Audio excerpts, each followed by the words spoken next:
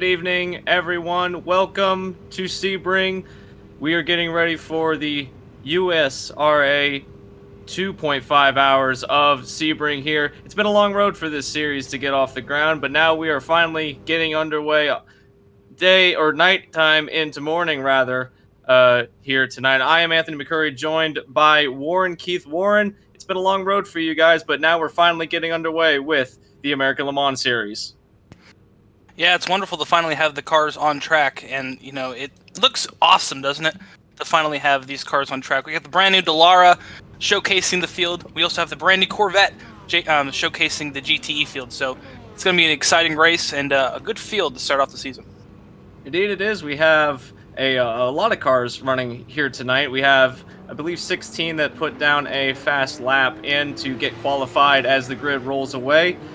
We got three classes for you tonight.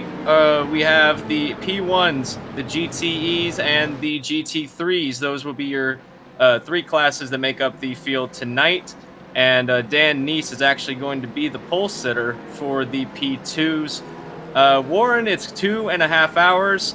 It's going to be a long, grueling race for these drivers. What do you have to be in the mindset to get through this race unscathed? Because Sebring is not known to be one of the most forgiving tracks on the entire, in the entire United States. To be fair, the track surface is really worn. We've seen a lot of interesting races over the years here at Sebring. So, what are you looking forward to tonight? Well, step one is to keep it on the track. We know Sebring's very worn out, very bumpy.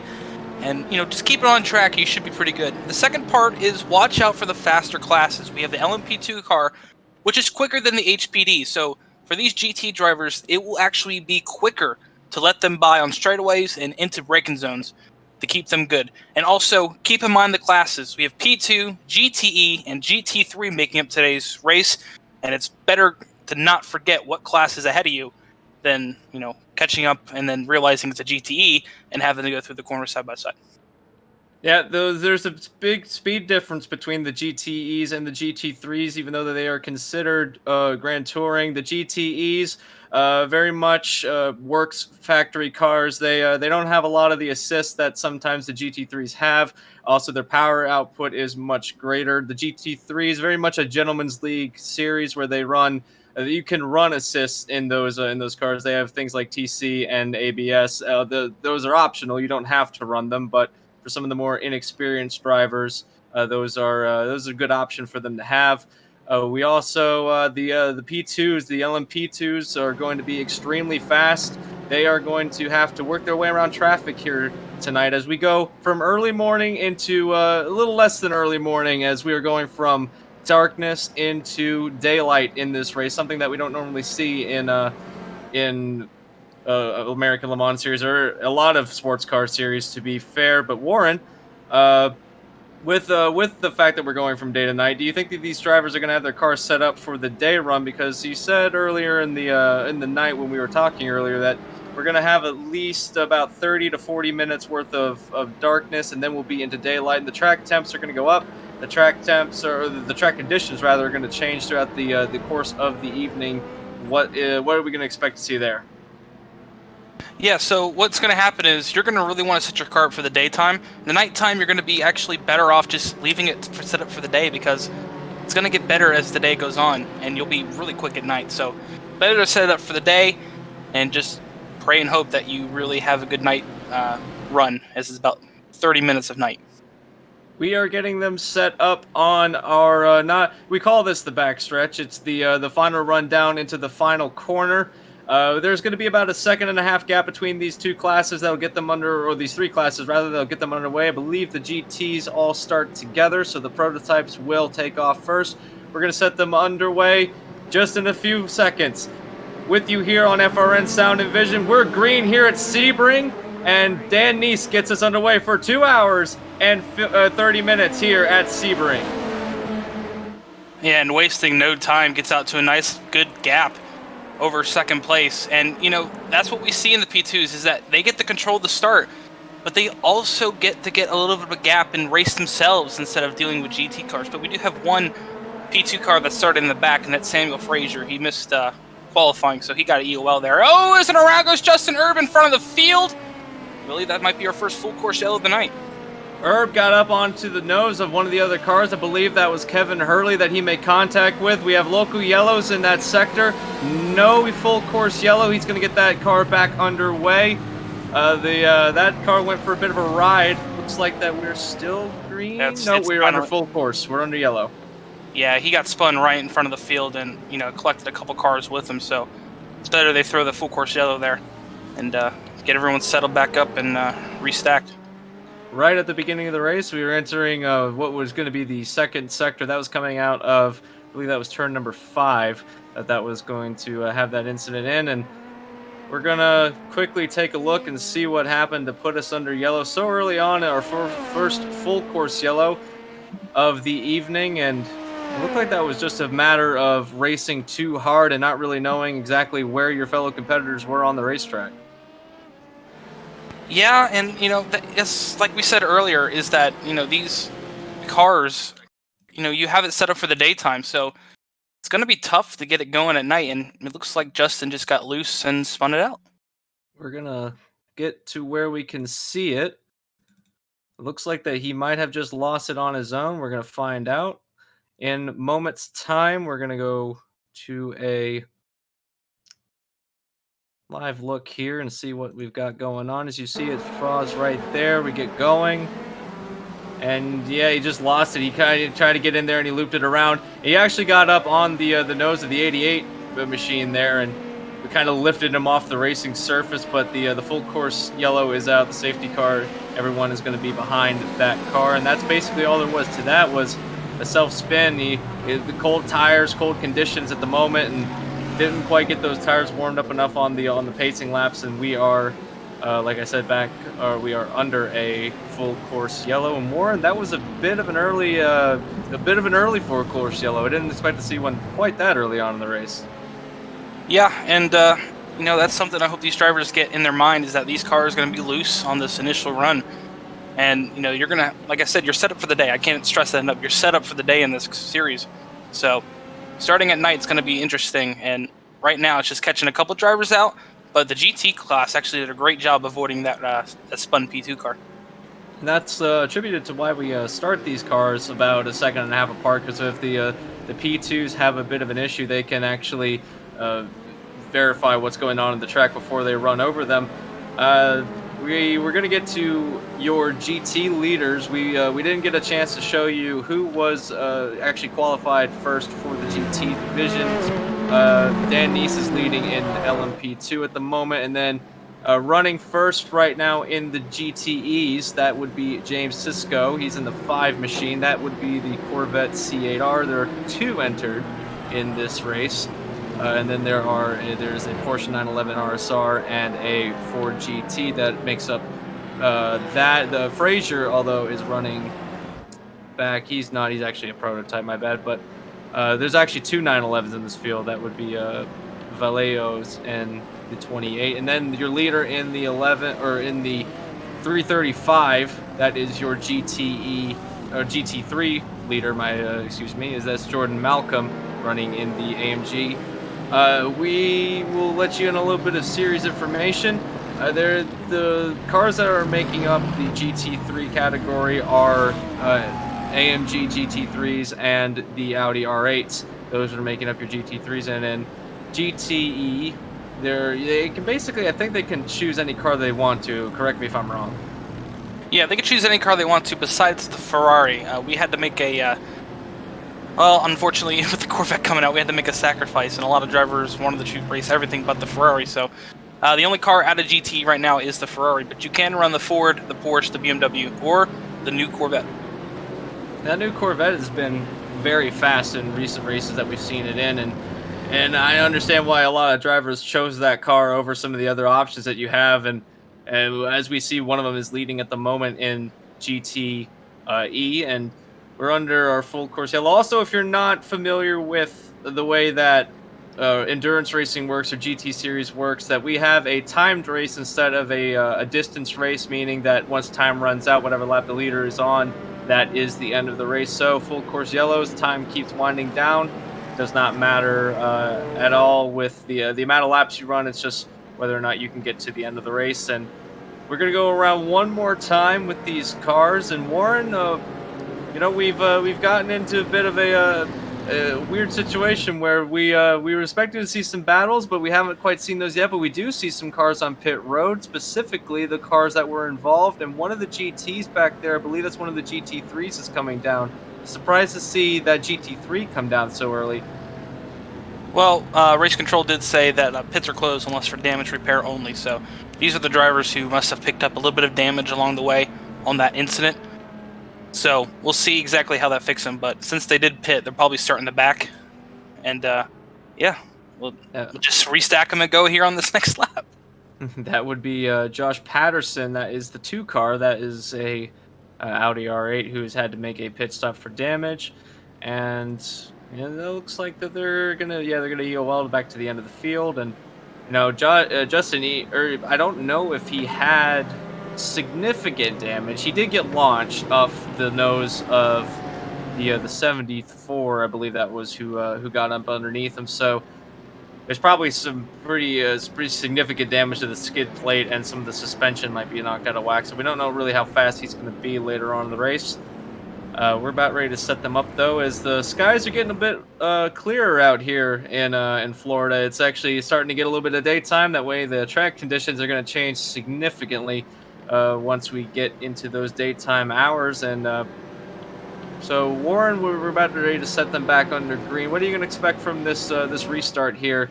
After we've stacked them up, it's pretty much going to be a single file version of the start that we had earlier in the race. You think that they're going to treat it like a start, or are they going to treat it like a restart? They'll probably treat it like a restart. Just take it easy and get it going again. So I'm not really worried about that. It's more or less for, like, we saw Justin come in and actually repair some damage. Since he did come in into a closed pit, he has to start in the rear. So it'll be interesting to see how he gets through the GT traffic this early in the race. But yeah, I think everyone's just going to keep it nice and easy. We'll have to see if that car is damaged or not. If it's damaged too much, he might have a struggle to get through those GTs, but these prototypes are very fast compared to both of the GT classes we have here tonight. Your class leaders in P2, we have Dan Neese. He's going to be still in the lead of the race. And in GTE, we have James Sisko. And in GT3, we have Jordan Malcolm. Those are your 3 rather, class leaders. We're going to set them up and go back ready to get back underway here tonight at Sebring. A long race that got a bit of a slow start, so we say. We've been spending most of our time under the safety car, but we're about ready to stack them up again. Safety car will be in this lap, and we are about ready to turn these machines loose once again.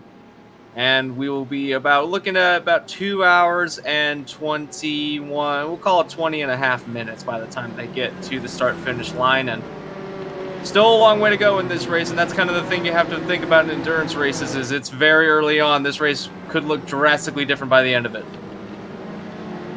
Indeed, and we'll have to see how these drivers take it easy here, and if they do take it easy, as the green flag back out here at Sebring. Ooh, a little check up there in the back. I believe that was one of the GTs that checked up. I think that was the GT leader that checked up. We are back underway. The inside goes, that's DuPont trying to hold his line on the outside, but has to get that position to the 99 as he got off into the dirt. We're back racing at full tilt here tonight, and Eric Blumenkrantz is trying his hardest to get back up to that 99, DuPont is trying his hardest to get back up to the 99 machine, but he's now falling into the clutches of Kevin Hurley in the prototype battle. This is a battle for the 3rd place position.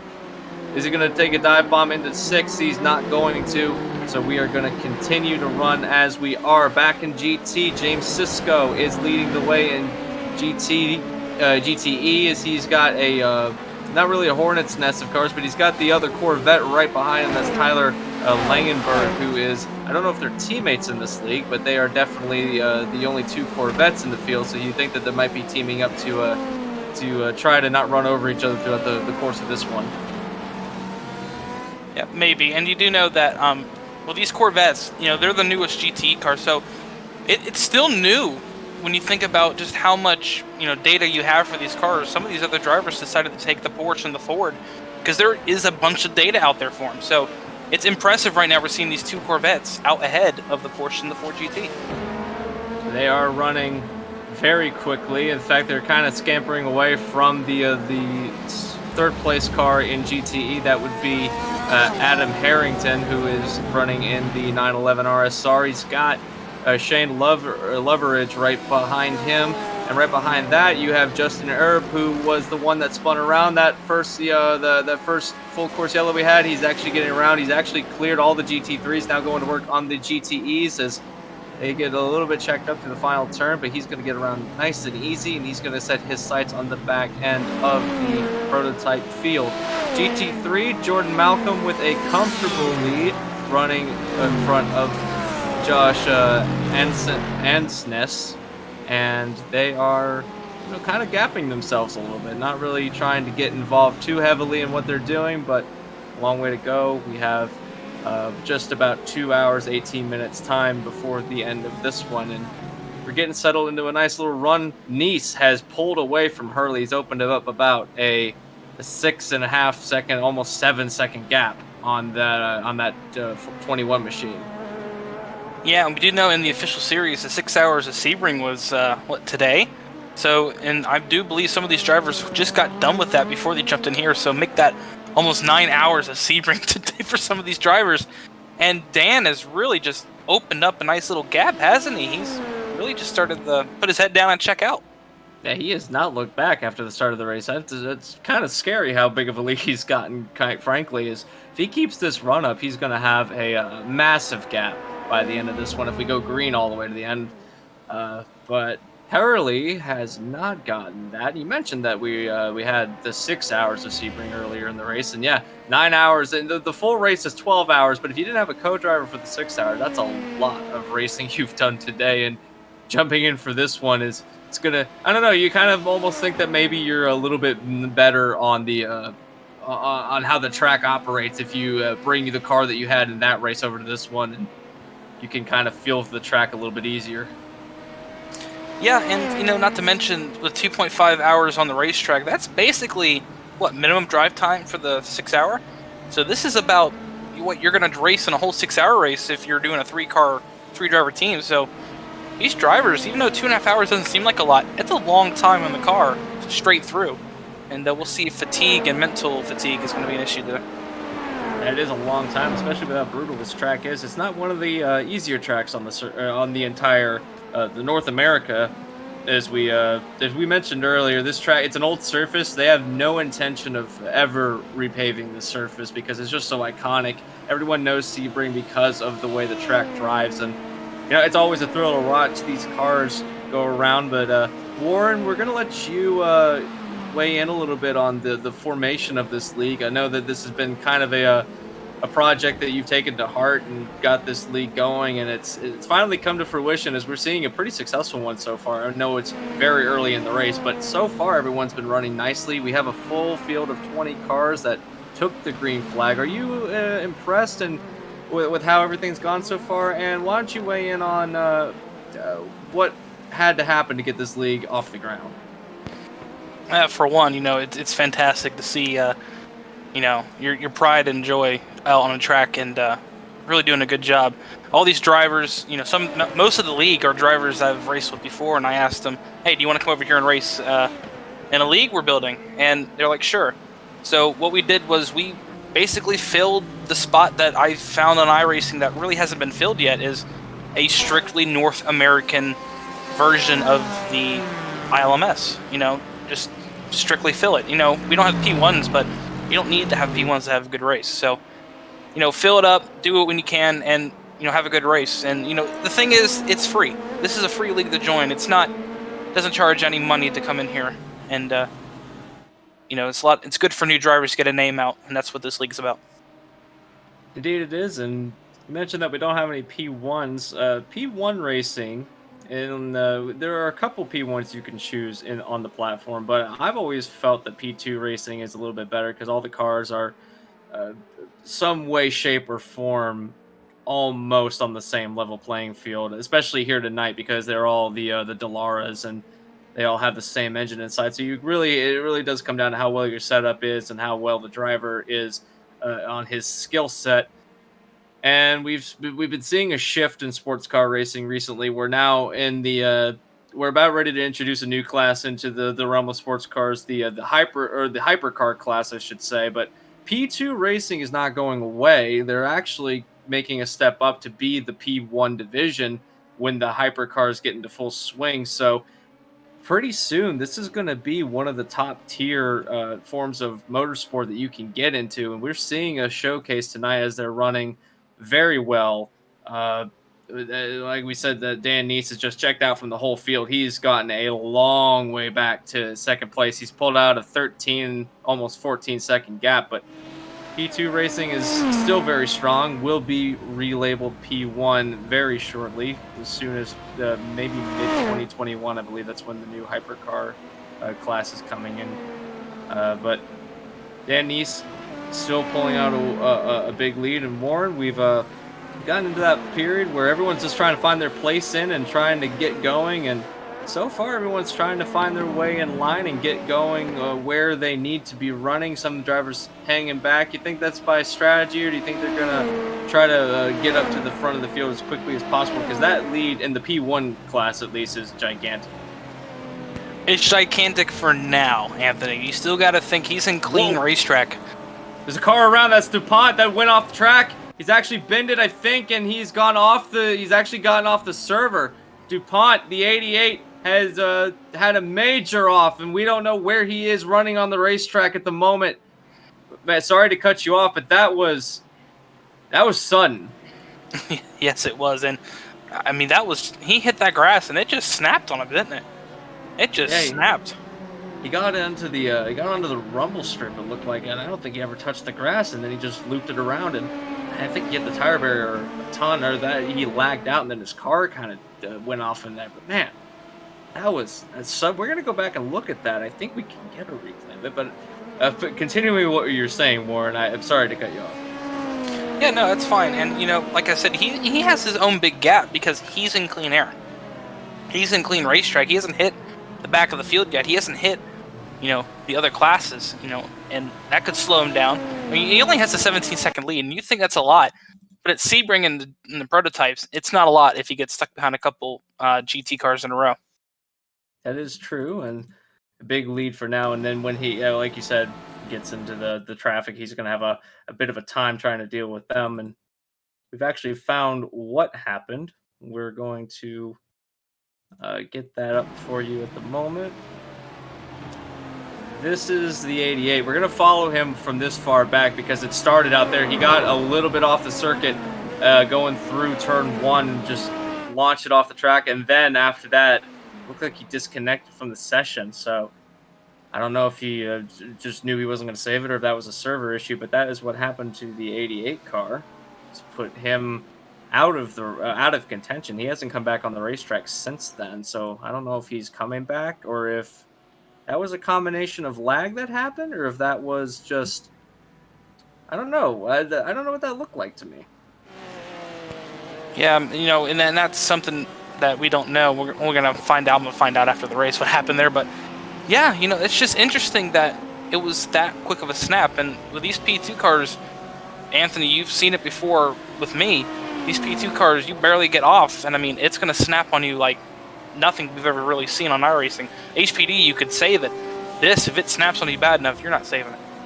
Oh no, the way these cars are so aero dependent. James Sisko had a little bit of a moment there. Oh, the leading Corvette in the P2 class, or I'm sorry, not the P2 class, the GTE class. These drivers, it looks like, I don't know if he competed in the 6 hours earlier, but he does not look like he's having a fun time with getting that car around the racetrack, because he had a major off, and he's the leader of the race. So, if the leader of the race is having problems, it's not all cut and dry for everyone else in the field. Yeah, and that's letting Tyler Landenberg really reel that gap back in. We saw it was up to about 3 seconds, and now it's back down to 1.3. So, he's reeled it back in just a bit. And if he can just catch him before this pit stop, we know there's going to be a pit stop relatively soon. We're about 26 minutes in this race. They can go about 50 minutes, but if that pit stop really comes down to it, we know the GT3 cars will only have one. It's really going to come down to if you can pass them on track instead of in the pits. That is true. You don't want to have to fight them on track as much as you have to, especially if you have a track like this. And we're at a place like Lamar, Daytona. There's plenty of room to make the pass around them. Even at other tracks like Fuji, you can easily catch them on the anywhere on the track really, and it's nice and wide. But here, with how bumpy it is, and when you get into sector 1 and sector 2, it's very narrow through there, and you don't want to have to battle through there as much as you have to. As the lead in GT3 has actually gotten closed up by Jordan Malcolm. Actually, Jordan Malcolm lost the lead in GT3 while we're checking on. Now Scott Rankin is running in the lead of that. Now this GT3 battle is heating up between the two AMGs, and it's looking pretty good. It's been I've been looking at the relative recently now, and it's been a pretty quick battle between these two. It has, and when you think about GT3, you look at the top 5. They're not far from each other on track. I mean, the 2 leaders are going down the front stretch now, and 3rd place is going through Sunset. So, and then 3rd and 4th, I take that back. So, the GT3 field is not really that far apart. And then we have Josh Patterson, who missed the start in GT3, and he is just now on the back straightaway. He was more than a half a lap down, so he's the big mover right now.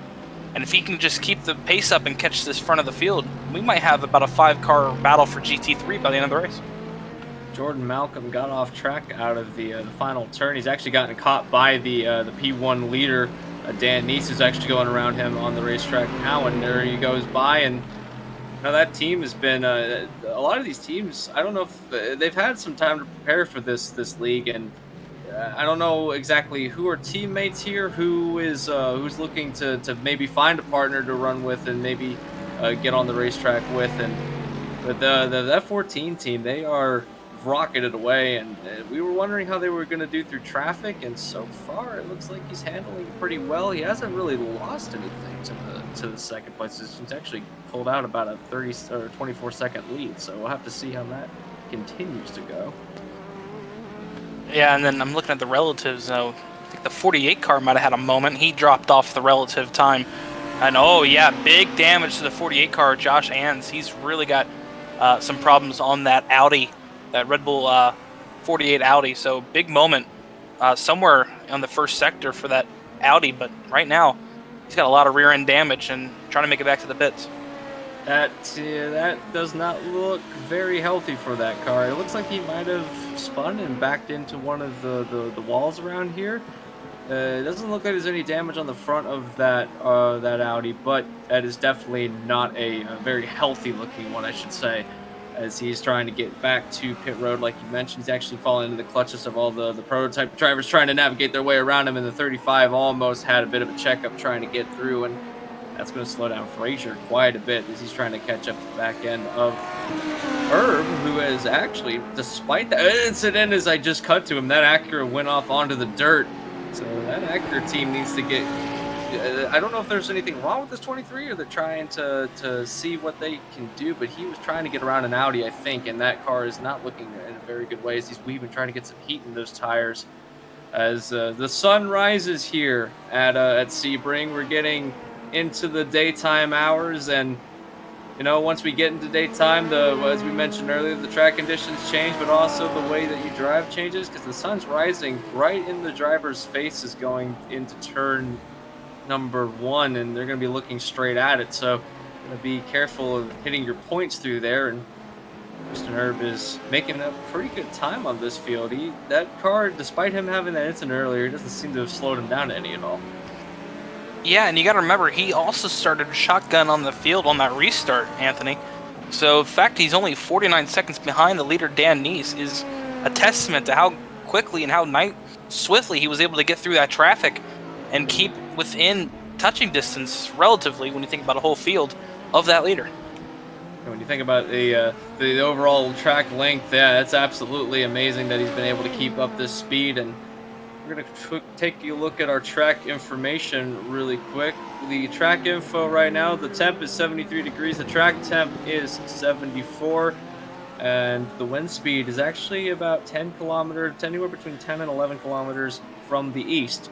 So that's blowing pretty well into these drivers on the side of the drivers in some of these turns. Some of these high-speed turns, they're getting hit pretty hard on that side panel of the car, and especially those G2s that have those have the big bars in the, or not the bars, but the panels on the back that keep the cars going straight, and that could push them out a little bit wide some of these turns. And I think it's really affecting them in sector 3 where they're trying to hold some speed, and we've seen a couple of them get out of hand.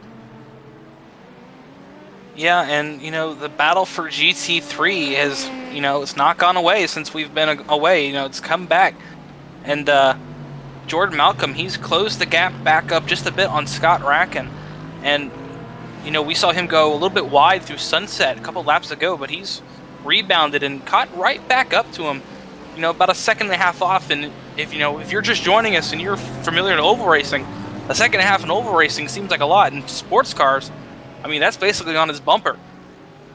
Yeah, that's really close. You don't want to. Ideally, you want to have about a 3 or 4 second lead, and that would make you feel comfortable. And right now, they don't have that. There's a gaggle of cars right here. That's Alexander Muscarella, who is actually in a bit of a hornet's nest right now. He's running third in GT3. He's got a prototype, one of the GTEs behind him, and then Travis that's Steffens, I believe. That's how you pronounce that name. And Yeah, Stevens, yeah.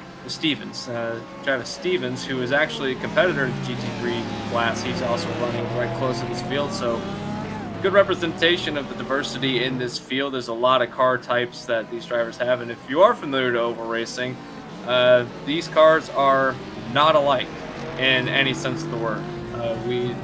Even though that they are, some of them are spec'd in to be in certain classes, the inner workings of how these cars work are significantly different. As that is Valeros. I don't know if he must have something that Croatia has not looked awful quick tonight. He's actually trying to get around these GT3s. So, yeah, they did come in and fix damage under green, Anthony. So, the fact that he's only where he's at is not that bad when you think about it. Ooh, they're gonna go 3 wide. A prototype said, "Yeah, I want that position." That's the 23 of Herb. He's on a tear and split these 2 GTs 3 wide going into the final turn. That could have been an interesting moment had he mistimed that, but there goes the prototype. He's gonna rocket away like all these prototypes seem to do with these tracks. They plan it and then they go, and it's always fun to watch prototypes get around the traffic. It's something that's unique to endurance racing, and it's awful fun to watch every time it happens.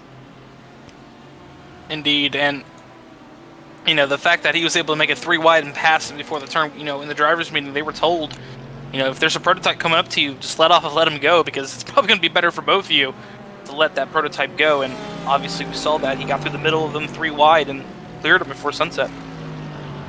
Yeah, he got him cleared, and Sunset's been one of those turns that we over the years we've seen a lot of things happen in Sunset where cars will get 3, 4, 3. I've seen them go 4 wide in some a little lesser known series, and they try to make it work through there, but it's so bumpy through there that if you go 3 wide, 3 or 4 wide, it could end up pretty bad for you. As James Sisko has now found himself in the clutches of the prototypes again. I think this is the second time they've come around him. No, this is the first time they've come around him. So he's now falling in the clutches, and there's a car off in the dirt back there. I'm not sure who that was. I think that was a GT3. Not exactly sure who that was. I gotta go find him. It's the 48 car again. He didn't come in and repair that damage yet. I guess he's waiting for that first pit stop. They do have one fast repair due to it being a brand new season and series to get the rust off in case they do have an incident. So that 48 car, he's just waiting for that first pit stop to use that quick repair, I believe. Yeah, that quick repair is going to come in handy, but I don't know. I mean, he's not losing a terrible amount of time. He's obviously not up to speed with the rest of the class leaders at any rate. And I don't know how long I would try to nurse that car around if you're trying to make up position. He's already running 7th in class. So it's going to be a little bit ways back before you can actually get up to the, I believe the next guy would be Nava, who is on an entire lap ahead, not quite, almost a lap ahead of Ansnes. And front of the field, it's still all about Dan Neese for the prototypes. He is running 34th, or I'm sorry, 34 seconds ahead of Kevin Hurley, and Kevin Hurley has pulled himself a pretty big gap between himself and Blumenkrantz. That is about a 10.5 second lead between him and third place in class, as he is Blumenkrantz has also pulled about an 8 second lead from his closest competitor. We're 2 hours away, 1 hour and 59 minutes according to the clock, before we get to the end of this race. And there's that's an Audi that went off. That's the 33 of Harrington that went off track. That's actually the Porsche running in 4th place in the GTE class. Had a bit of an off, but it looks like he's okay. Yeah, he just ran a little wide, didn't he? Just missed the corner went a little wide, and luckily he has a little bit of runoff there on that section of the racetrack on that runway, the old runway. And he was able to gather back up, keep it going, didn't lose much time, and he's good to go. He is got that car pointed back in the right direction. He's about 10.5 seconds behind Shane Loveridge, who is 3rd in class. This Ford GT program we've seen put together, it's an interesting one, because that car was big talk a couple of years ago, and they dominated a lot of the iRacing leagues that we watch. As he actually goes off track, he's gonna spinning around. Just as we mentioned something about him, the 72 loses it going down out of turn number 5. He's got to get that car righted, but there is another off for the GTs. That is going to be the Ford GT of Loveridge, and looks like he just got a little bit off the track. Now he's trying to get it back righted. He's going to lose a lot of time to the 3rd place driver, who's now Harrington, and we've seen a lot of these GTs have problems, which is, in the GTE class, that makes sense a little bit, because these guys are running right on the limit all race long, and I don't know if maybe that's the fatigue is setting in already, but we're only about 33 minutes into this race, and fatigue already looking like it's an issue. As the 72 is just, there's something wrong with that GT at the moment. He is not having a very healthy race. Yeah, and he's lucky he didn't spin right back into the middle of the racetrack, or that would have brought out a full course yellow. So, luckily got it straight and righted up and back on his merry way. Little damage to the right front of that 72 Ford GT for JMT Motorsports, but looks like he's gathered back up. Might have a little bit of flat spot on those tires, but other than that, he's looks like he's still good to go. The front end of that car is looking a little bit dented in on the right-hand side of it. The word from Pit Road, we're listening in on the GT's crew, and they don't have any intention to bring him in that we know of, so we'll have to keep tabs on him, as he's still out on the track running, and he's actually fallen into the clutches of Rankin, who has lost the lead to Malcolm, who has leapfrogged up through the GT3 field. Something must have happened to Rankin while we weren't looking.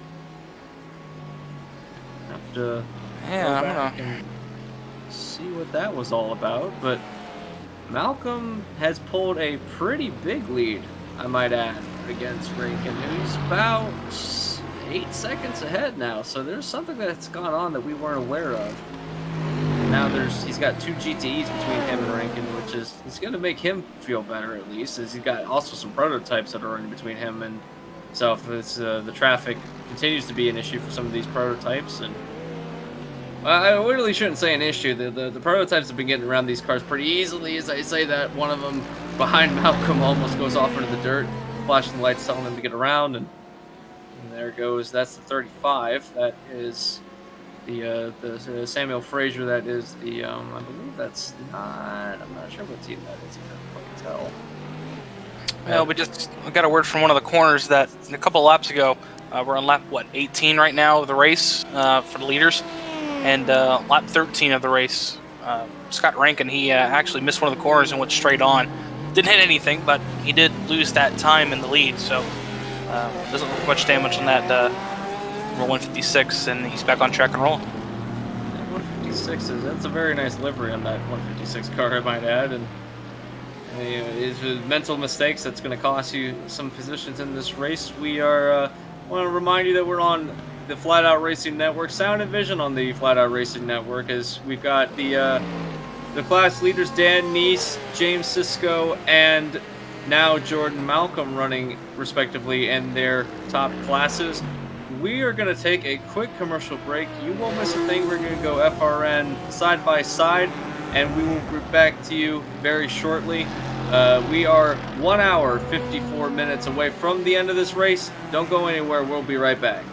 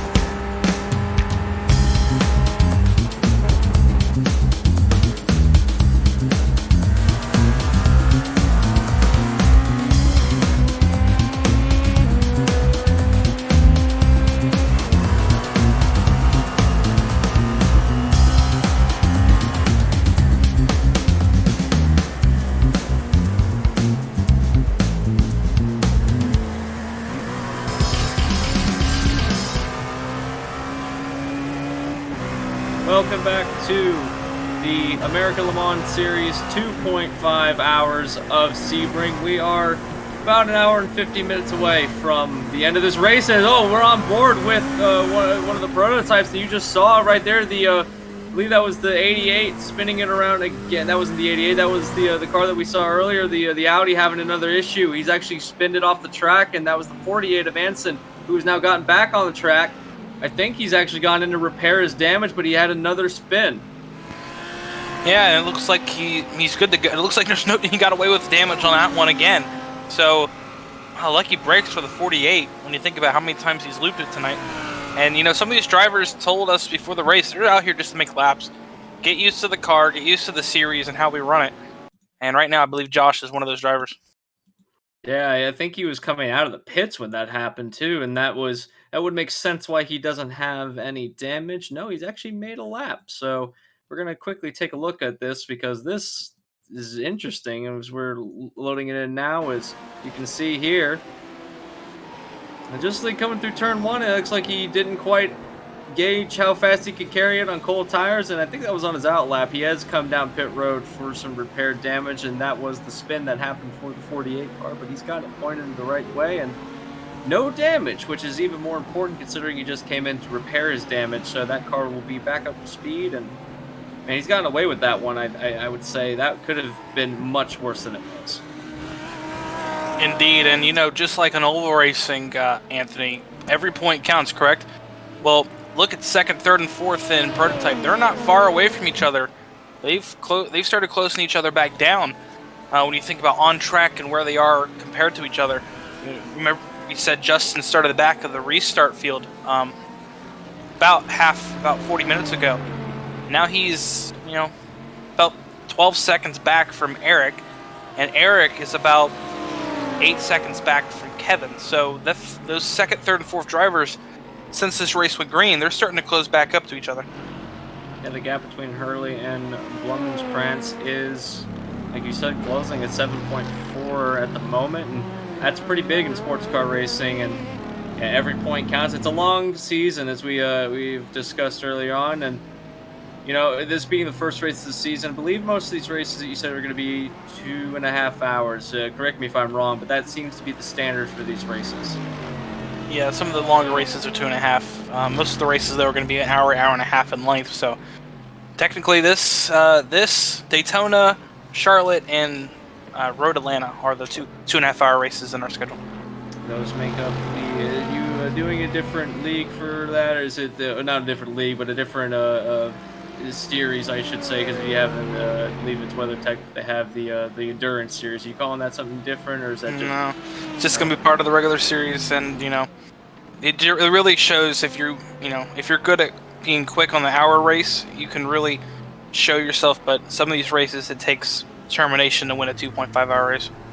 Indeed it does. And speaking of determination, we've got one car on pit road. The prototype of Kevin Hurley is come down for his first stop of the race. You can see the sun glaring in the eyes of that car, and going into turn one, we started in darkness. Now we're entering the daylight hours of the race. That sun is going to be in their faces throughout the rest of the race going into T1. So it's going to be a little bit tricky for some of these drivers, especially if they're in a battle trying to get around slower traffic for the prototype drivers, or if they're in a situation where they have to make a pass on the racetrack. It's going to be pretty hard to do that on the front stretch because you've got that sun blaring in your face.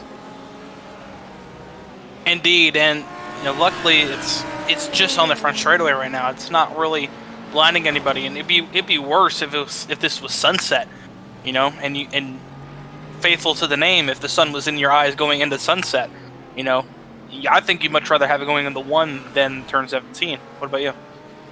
Turn 1, yeah, because it's a shorter run. You're running about the same speed when you get there because you get a better run out of sunset going into T1 as you would if you're going the opposite direction. But if you race at Sebring in the normal the way they go day to night, then you are used to it. Just maybe not used to it going the opposite direction, and that might throw some of these drivers off.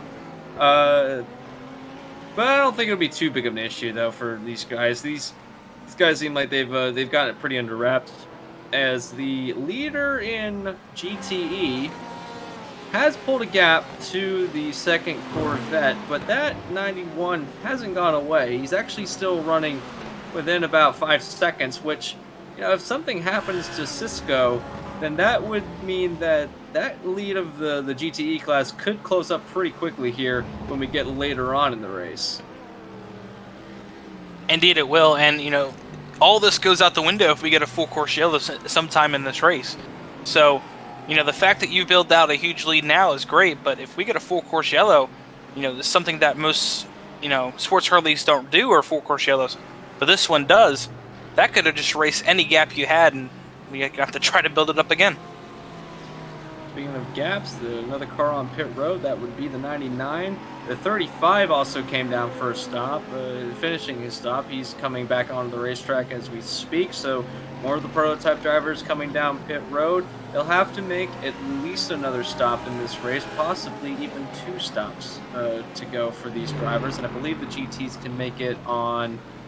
We'll have to see when they come down, but I think they can make it on 2 stops, if not 1 stop for some of these drivers who want to stretch it even further than that. But we're about 45 minutes into the race, closing in on the 1 hour mark in about 14 minutes time. It's been a pretty clean race, all things considered. We have a few drivers with a couple of scary offs, but we are been pretty clean since the initial safety car. And that safety car, it had to come out because it was right in front of everybody, basically, as or literally rode up the nose of another driver. And if you're just joining us, keeping up the speed, we have had 1 safety car. That was on lap 1 of the race, the very first, I believe that was turn 6 rather, that the incident happened that brought out the full course yellow. Since then, we've been green.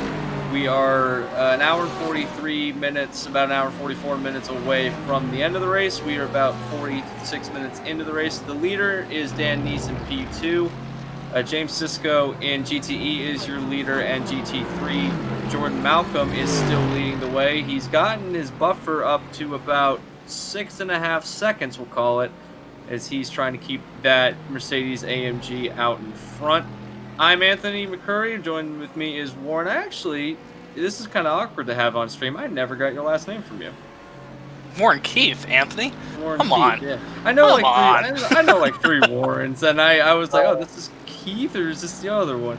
All right, it's Warren Keith. So Anthony McCurry, Warren Keith with you on the Flatout Racing Network, and attempting to not embarrass myself for the rest of the race. As we have about an hour and 40 minutes to try and do that, and Warren, I mean, this has been a pretty successful first race. I know we're still very early on in the race, and we've got a long way to go. But as the prototype drivers continue to pit, some of the GT drivers come down to pit road. What are you looking at for the rest of the race? Well, right now it's just keeping your nose clean. We've seen a couple drivers have a couple incidents so far, haven't they? Speaking of one in general, the 48 car, he's had a couple offs, but he's running P7 in class, and when you think about points day, it's a good points day for that car. So. You really can't put any blame on that. Some of these drivers are new to the style of racing we're doing, and some of the drivers are experienced, like we've seen Dan leading this race. So, mix of, you would say, experience in this field. But right now, everyone's working together to keep it nice and green. That was Justin Erb, who is finishing his stop. He is now back on the track. We should see him down pit road again in about 40 to 45 minutes, and he is now trying to get around one of the R8 GT3s, and he's actually got Dan Neese right behind him, who is about ready to lap the 23. That's how big the lead is for that 14 car. He hasn't pitted yet, so he still has to make that stop, but it's still a massive lead. He's got about a minute and 12-second lead at the moment, but that leader has not pitted yet. That lead will be erased pretty soon, and these pit stops have gone by pretty quickly. The GTs, the majority of the GTs, I should say, have not been to pit road yet. They can go a lot further than these prototypes can. And these Dallara P2s that just recently added to iRacing, and I gotta say, they have been providing some pretty nice racing throughout the various leagues that we're affiliated with. And this league is no different. They're running very fast. And speaking of, that was Herb. Yeah, it's a big off for Justin.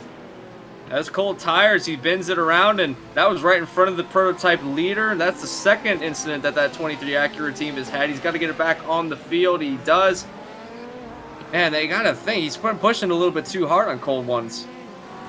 Yeah, and, on cold tires, we know that section of the racetrack, if you're running a little bit of a lower downforce setting, that can upset the balance and make the rear end step out. And I believe on cold tires, that just exaggerated the fact of that feeling he might have in that car, and just went around on him. Yeah, he hit the wall pretty hard, so we'll have to see if he elects to come back in. That right side of the car is not looking very healthy at all, and that's not what he wanted to have happen after what happened earlier in the race. Now he's got this to deal with. It's been a pretty woeful race for that 23 team. He's still running up in the 5th place position at the moment. 63 of Nava is coming back down pit road. We saw him on pit road earlier. He's now coming back, so something amiss on that R8. He's actually getting that repair, so something happened during, I think he might have also spun around due to some cold tires, and he's now back on pit road. He should just use a fast repair. Yeah, I believe there was an incident going at turn 6, I was told. over race control. So he had a little bit of an incident in turn 6 and, well, spun it out and got some damage. But like I said, he does have a quick repair on his ticket, so he'll get that fixed and back out on the racetrack.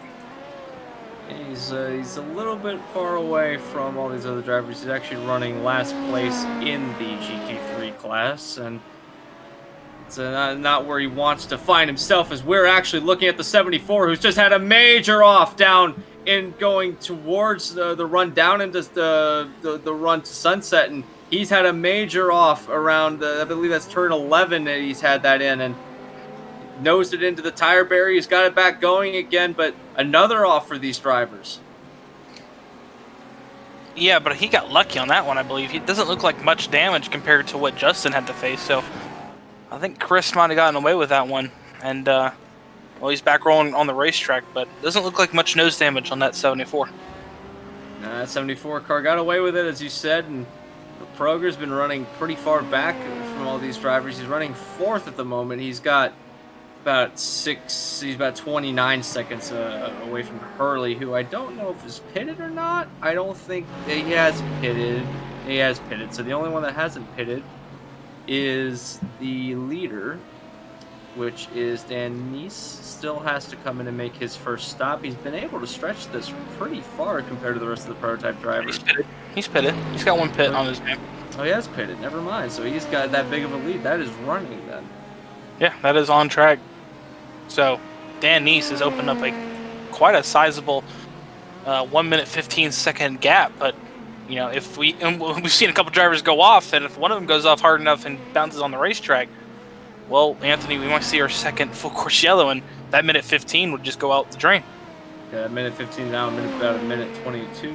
Blomkrantz is now running in the second place position because of the woes of some other drivers, and he's got about a 10-second gap between himself and Hurley, who is the most recent recipient of not him. He's been running a pretty clean race. He was running second, so I'd like to know what happened to the 21. Maybe it was cold tires that caught him out on that Vocaloid 21 team, and he's running in the 3rd position. Frazier finds himself running in the 4th position. We're going to do a rundown for all these drivers in their respective classes, and the 4th place position overall is Samuel Frazier. He has had a pretty clean race, other than he got into some sticky situations at the very start of the race, but I think just about everyone did. He's running in the 4th position. Proger, who we just saw had a bit of an off, is actually on pit road, and he's coming off of pit road, getting that damage fixed on the 74 machine, so he's going to put him back on the racetrack. And Justin Erb, who's had 2 things happen to him this race that we know of, is that Acura team is now, I believe, in a battle with the 74. This is the closest battle on the racetrack between the 74 and the 23. We'll keep an eye on what happens here, because these drivers, especially Proger, who has on fresh tires now, and we've seen that cold tires have been detrimental to some of these drivers. Yeah, not to mention also we're starting to see GTE, or in this series we call it GT2, start making their pit stops. I just had Tyler Landenberg on pit lane trying to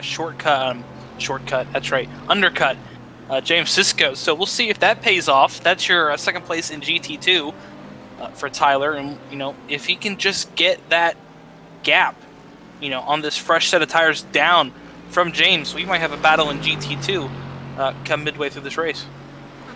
Yeah, battle between the 2 Corvettes, who have kind of stepped away from the rest of the field. Even with that pit stop, Landenberg didn't lose second in the GT2 division. He's actually still got about a 14.5-second lead over 3rd place in class, which would be Harrington, my bad, who is running in the Porsche. And the Porsches are now finding themselves running right next to each other on track, respectively. They have about 6-7 seconds to separate these two, as it looks like that Harrington is about ready to set himself up to get around one of the GT3s. Vallejos is one of those drivers who started at the very back of the pack. He's actually made himself up pretty far. He's running that a bit of a throwback here. If you don't know, that Ruff was one of the... So Ruff is an interesting situation where they they basically take Porsche bodies and change all the internals in them and make them their own car. He's running a very nice race scheme. I gotta say, that's probably one of my favorite liveries on this circuit. It reminds me of kind of the old, the very old, like late '90s, early 2000s Le Mans days. It's nice to see that car on a Porsche. It is, and you know he's already made a pit stop in this race earlier. I don't remember when he did it. He might have did it just after the restart or somewhere around there.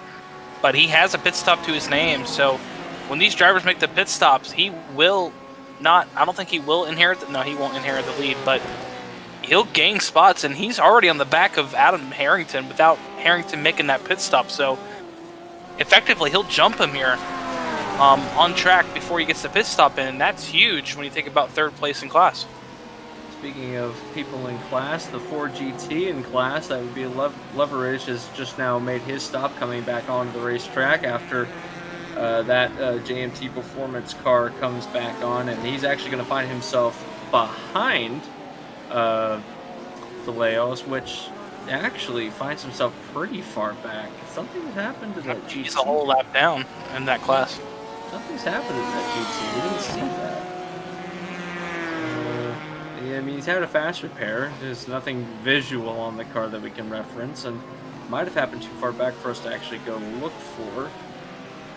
But man, that's kind of interesting. We didn't see that.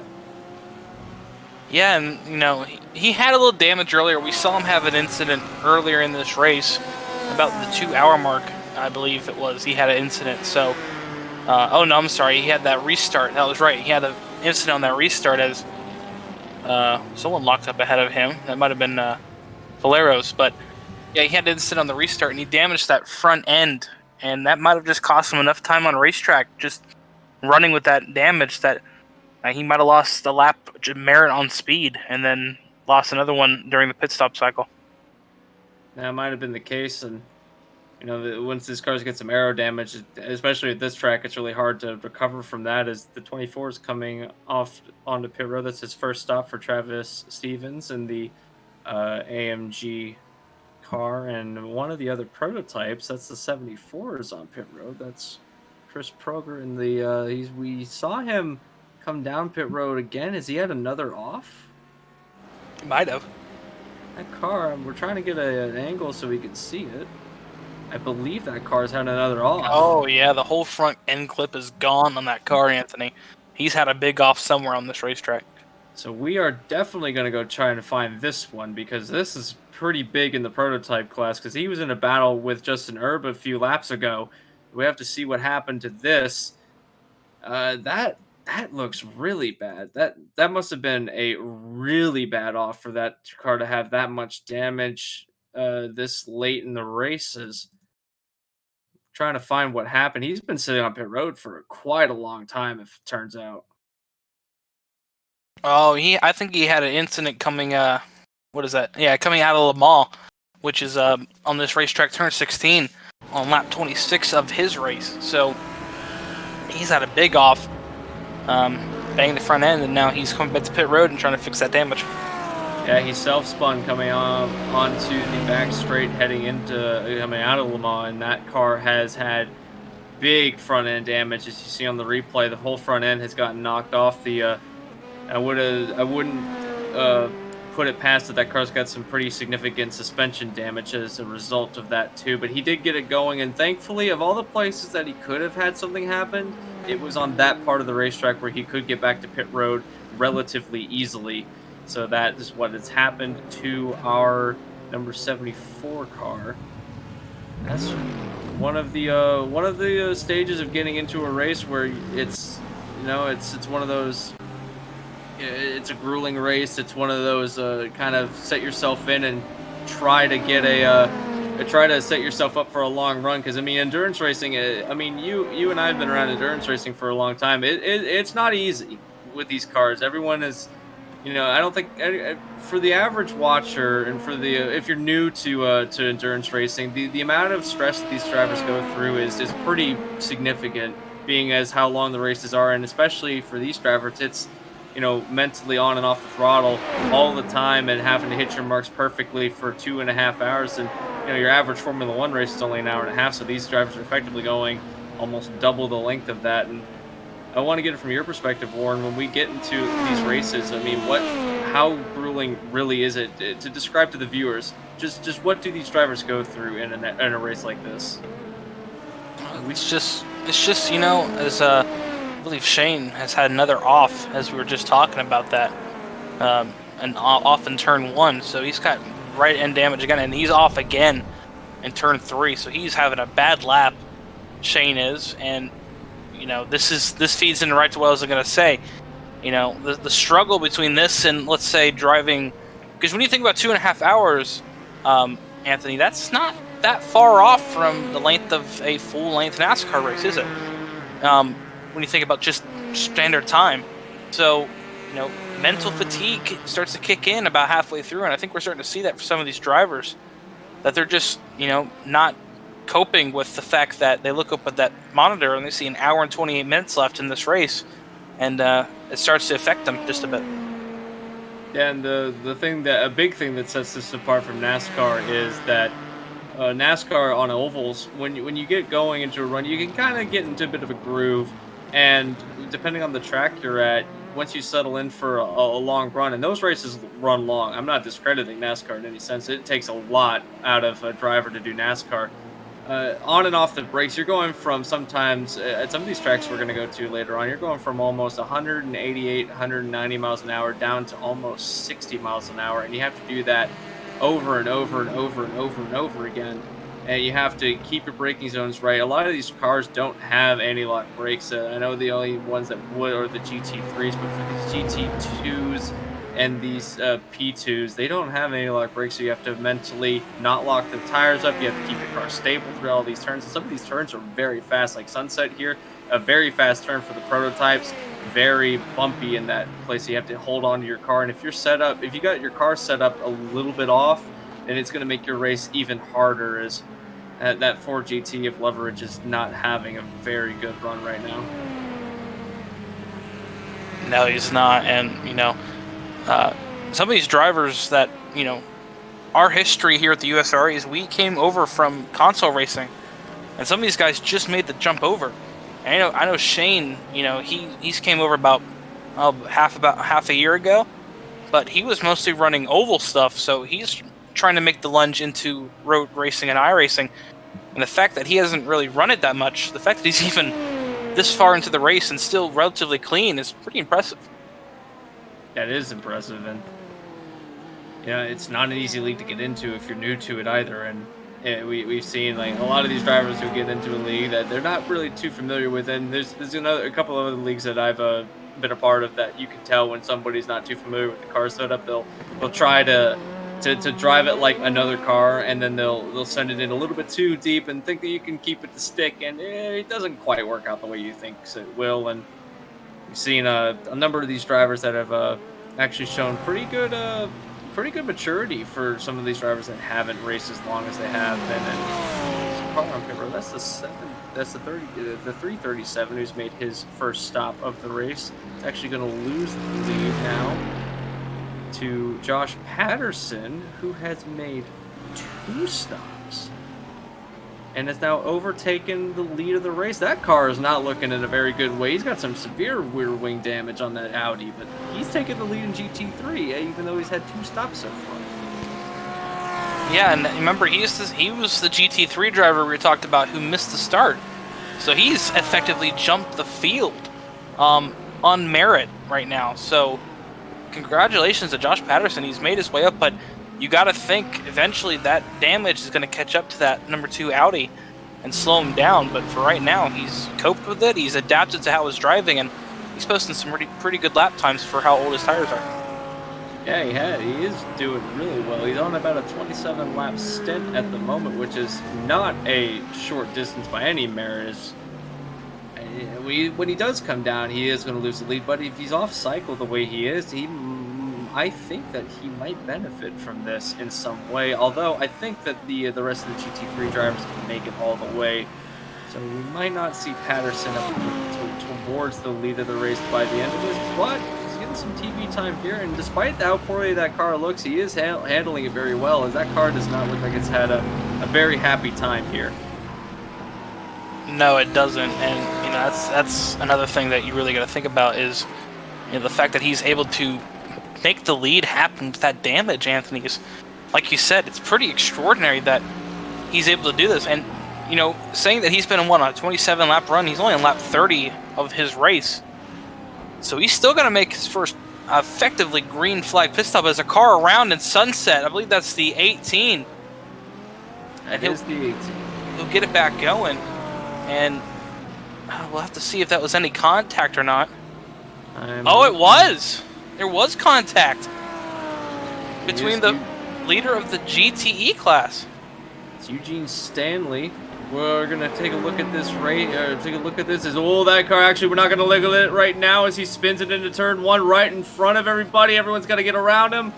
Thankfully, they do that. There was the prototype leader was coming up, and a lot of prototypes behind was about ready to launch in there as that car spun around, and that could have taken out a lot of drivers just like that. And that's another danger of endurance racing is you never know what's going to happen, especially if it's something like this where car literally spins right in front of where you're supposed to be. There was about 3 of them coming out, including the 74 that's been sitting on pit road for a while. And we're going to take a look and see what happened to the number 18 of Stanley.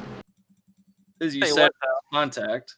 I tell you what, though, that contact has actually hurt James Sisko, because right now on racetrack, it's about a 0.7 of a second lead over Tyler Landenberg. So that contact has really hurt the leader in GTE. And that's going to bring the battle for GTE up really close. It's right there. Yeah, you see it was a really heavy impact into the wall and actually just kind of waited for everyone to get around. But that car is not looking very, very well in any shape, sense, of form of the word. And man, just a tough break. And for the GTE leader, that's going to put Sisko in a very tough position because he was on a had a flying car, and now he's going to have to be very careful with the rest of his race. Yeah, exactly. And when we're looking at the timing screen here, I'm looking at this battle for GTE, and the fact that it's only half a second, an hour and 13 minutes into this race, that shows you just how good these two drivers are and how equally paced they are. And that could be something we need to watch the rest of the races. This battle might go from the start all the way to the checkered flag here, Anthony. Yeah, it very well could, and once we see them get closer together, it's going to be fun to watch the two Corvettes battle. The two Corvettes seem to battle all the time, no matter what league we're watching. It just seems that we always find those Corvettes always right next to each other. Just one more look at the incident from the back end of the Audi that spun around right into the tire barrier, and that is what put us not under full course yellow. We're still under green, but that is why we are running the way we are. And we're going to quickly look at this battle for the GTE lead on our cam, as it is actually right down really close now. We're seeing them in the same camera shot. It's down to getting close to, it is less than a second. It's almost about half a second between these two cars. And yeah, there's something that's gotten knocked around into that 5 car, and we are getting close to having a on-track battle for the lead in GT2. And it's getting much closer. That 91 is much faster than the 5. Yeah, and they got to watch out behind him because here comes the overall leader inside the 91. Yeah, it's going to slow the 91 up a bit, and he's about to have the 99 pass him. But credit where credit's due. Here comes the 14, who's effectively lapped the whole P2 field now. He's got past second place Eric Blumkrantz. So the 14 car is now a lap ahead of the field. So if a caution were to come out, he could pit and everyone else would stay out to get their lap back, which would hurt them. So he's got all of his cars out on the table right now in that 14 of Dan East.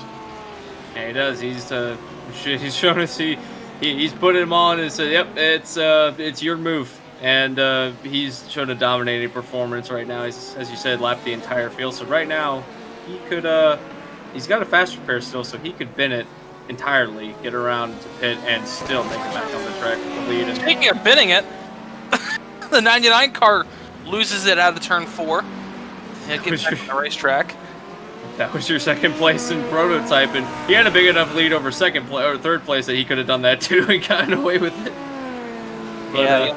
Now it's down to 28.9 for second, which, again, if you're an oval fanatic and you love watching oval racing, you think 28 seconds, that's about a lap at maybe a little bit less than a lap at Las Vegas. You're thinking, oh, he's a lap down here. 28 seconds is about less than half a lap. So he's not that far ahead of Kevin Hurley if he has another mistake like that.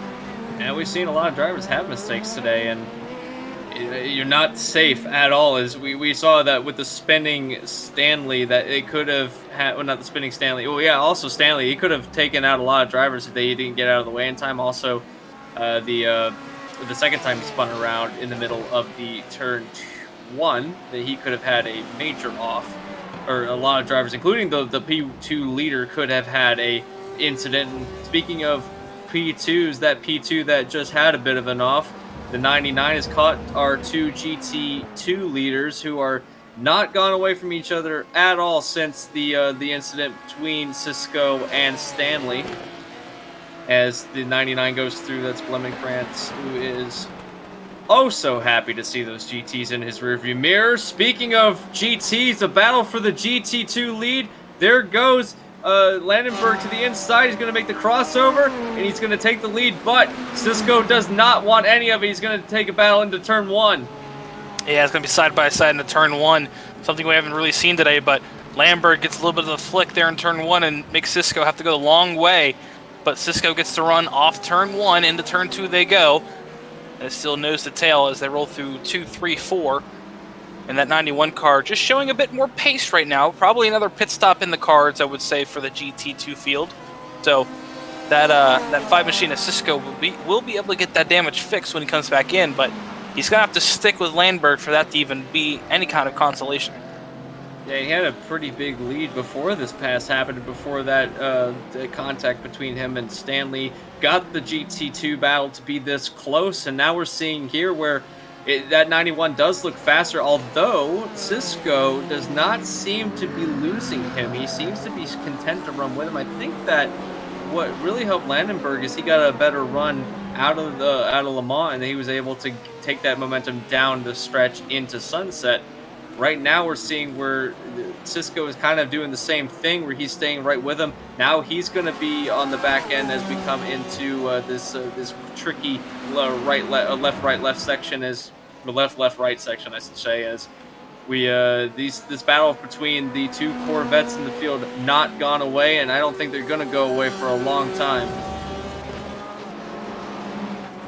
Yeah, and here they come down the straightaway again, and we'll see if the 5 car can get a run on the 91 like he did a lap prior, but I think that 91 car got a better run out of Le Mans and will be able to hold off the 5 car Cisco into Sunset.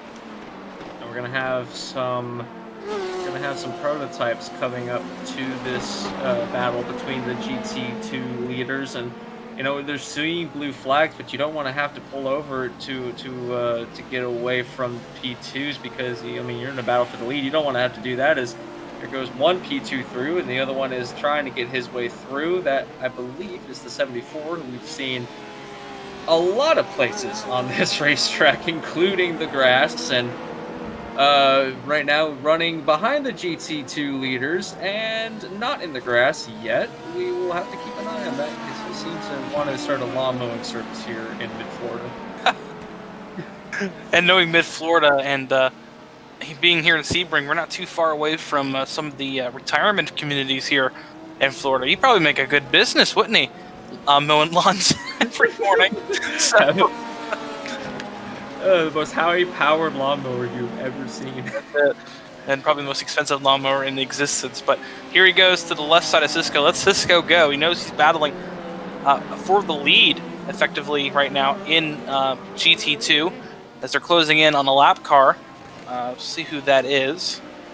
I believe it is. That's Adam Harrington. So Harrington about to go a lap down on track to the leaders in GT2. So this has become quite a hornet's nest here. GT2, P2, GT2, GT2, P2, P2 in this big gaggle of cars. And those GT2 cars are catching the back of Sam Frazier.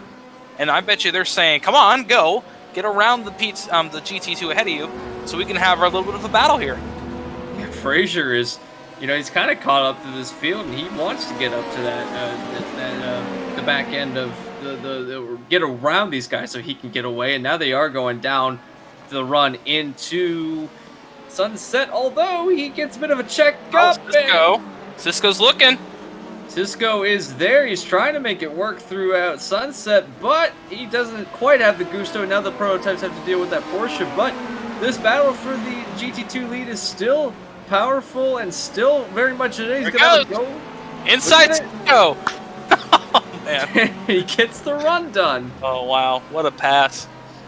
And we still battle for the GT2 lead. Man, oh man, he set him up nicely too. He faked him out. He went right and then cut back left midway down the straightaway and really ruined what Landenberg was trying to commit to there with the defensive line. So good pass by James Cisco, and now they've got to worry about a car that is about equal pace with them, ahead of them, and a G2 car that is Harrington. So now throw that into the loop of things these two drivers have to deal with, trying to get a battle for this lead, as third place is now about half a lap ahead of them, about to go a lap down. So these two are really battling for the win right now in GT2. It all seems to always be the Corvettes that we see battling each other for the overall win. It lets me think about Daytona a couple of years ago, where after 24 hours, it was still down to literally half a car length between the two of them. And that has not gone away here in the American Le Mans series, and we are still battling it. This Porsche is going to give them some problems. He's got to be seeing blue flags, though. You think he'd pull over? Yeah, he's got to think about it sometime. And yeah, I think we could do it on the front stretch or the back stretch. We're going to do it now, and here comes another prototype, and we're going to split them 3 wide. And I believe he got the word for the blue flag there. Wow, that 21 got back for Sunset. Woo-wee! But the 31 did get the message for a blue flag down the back, so he has let the 2 GT2 leaders through, and now can hang on the back and maybe catch a caution or pass them again. Those 2 GT2s ran extremely wide throughout Sunset. I didn't think they'd run that wide, but man, that could have ended up badly for those 2. And that 21 prototype, that was... Hurley was not too keen to wait for these 2, or these 3 rather. He was like, I really want this track position, so if you could kindly get your car out of the way, I would like it. And he's going to try and run down. Well, he can't really run him down because the interval is a lap. He's about a lap behind Blumenkrantz, who is a lap behind the leader. I'm sorry. He's 21 seconds behind Blumenkrantz, and Blumenkrantz is a lap behind the leader. So there is still a battle between the P2s for the overall race podium, which is about 21 seconds at the moment. Although Hurley's got himself a pretty big gap between him and Frazier. And Frazier and Erb, this is another close battle that we've been sleeping on for the 4th place position in Prototype 2, and it's going to be these 2 battling very similarly that we've seen to the GT2 lead, as they are right nose to tail with each other. Yeah, and the fact that this isn't even the whole field here tonight. We have a few drivers who didn't even make the start. So these 2 are trying to battle for any points they can to get that advantage before Daytona in about 2 weeks' time. So this is going to be a battle down the straightaway. Justin pokes out to the left. Will he make the outside move into Sunset? No, but he'll back up the corner.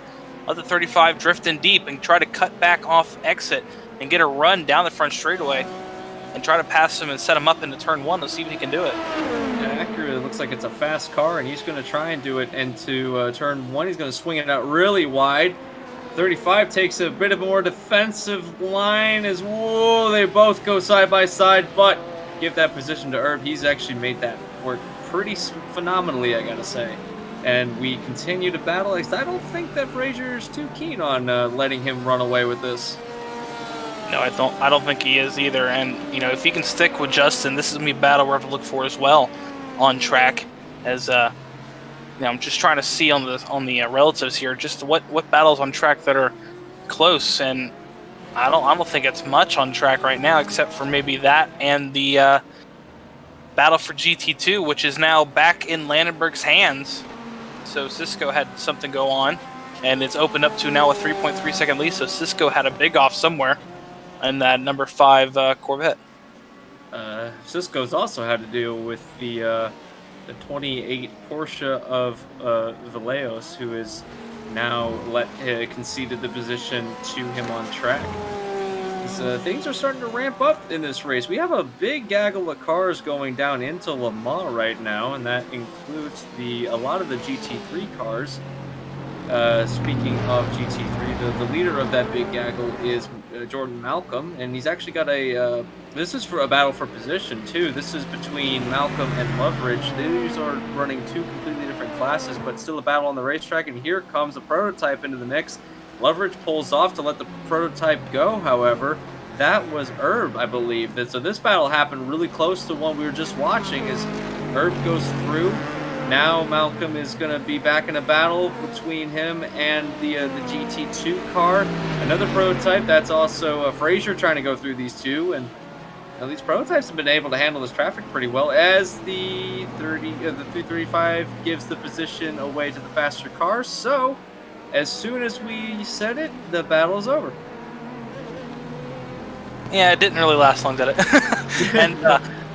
But you know, we're sleeping on the fact that Scott Rankin on GT3, he's opened up about a 29-second lead now over second place Jordan Malcolm. So what we said earlier about GT3 being a close race, it's really started to slip out of the hand a bit. And Josh Patterson ended up, I believe, wrecking in turn 1, so he's out of the race. And yeah. Yeah, we've had a couple of retirees, like you said, and they kind of went out early in the race too. We're seeing like some of them only completed.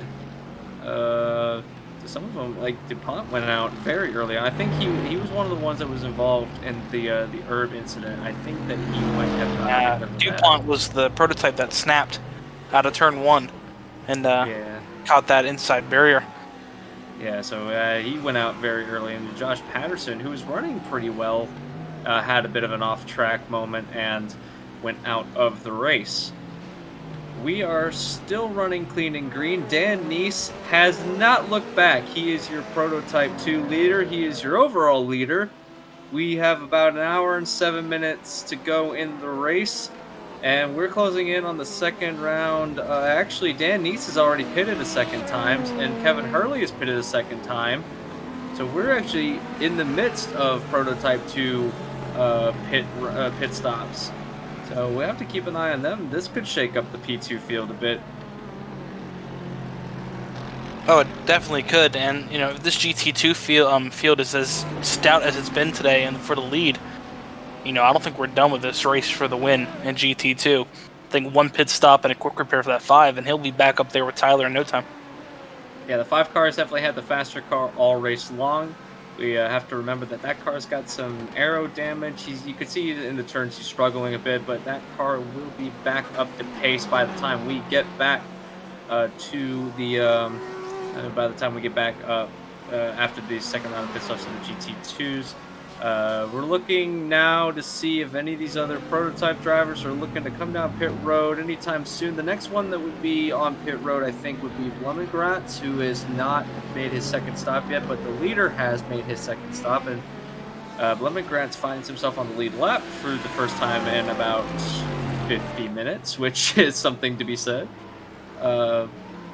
He is now trying to get his way through a bunch of GT3s, and it's not making it pretty easy on him. And I gotta say, as far as liveries go, the two most American cars on the field are running right next to each other, that being Blumengratz and the GT3 equivalent to that team. And man, if you didn't think this was the American Le Mans Series before, you definitely think it is now. Yeah, and that's what this series is all about. This series is tailored to drivers, in the American time zone. Wow, the 99 goes really wide through Sunset. Oh, no, he's making a last-second call to come to pit lane. Woo! We were thinking about pit road, but that was not the line to do it in. He just, wow, what a move there for the 99 to get back in pit lane.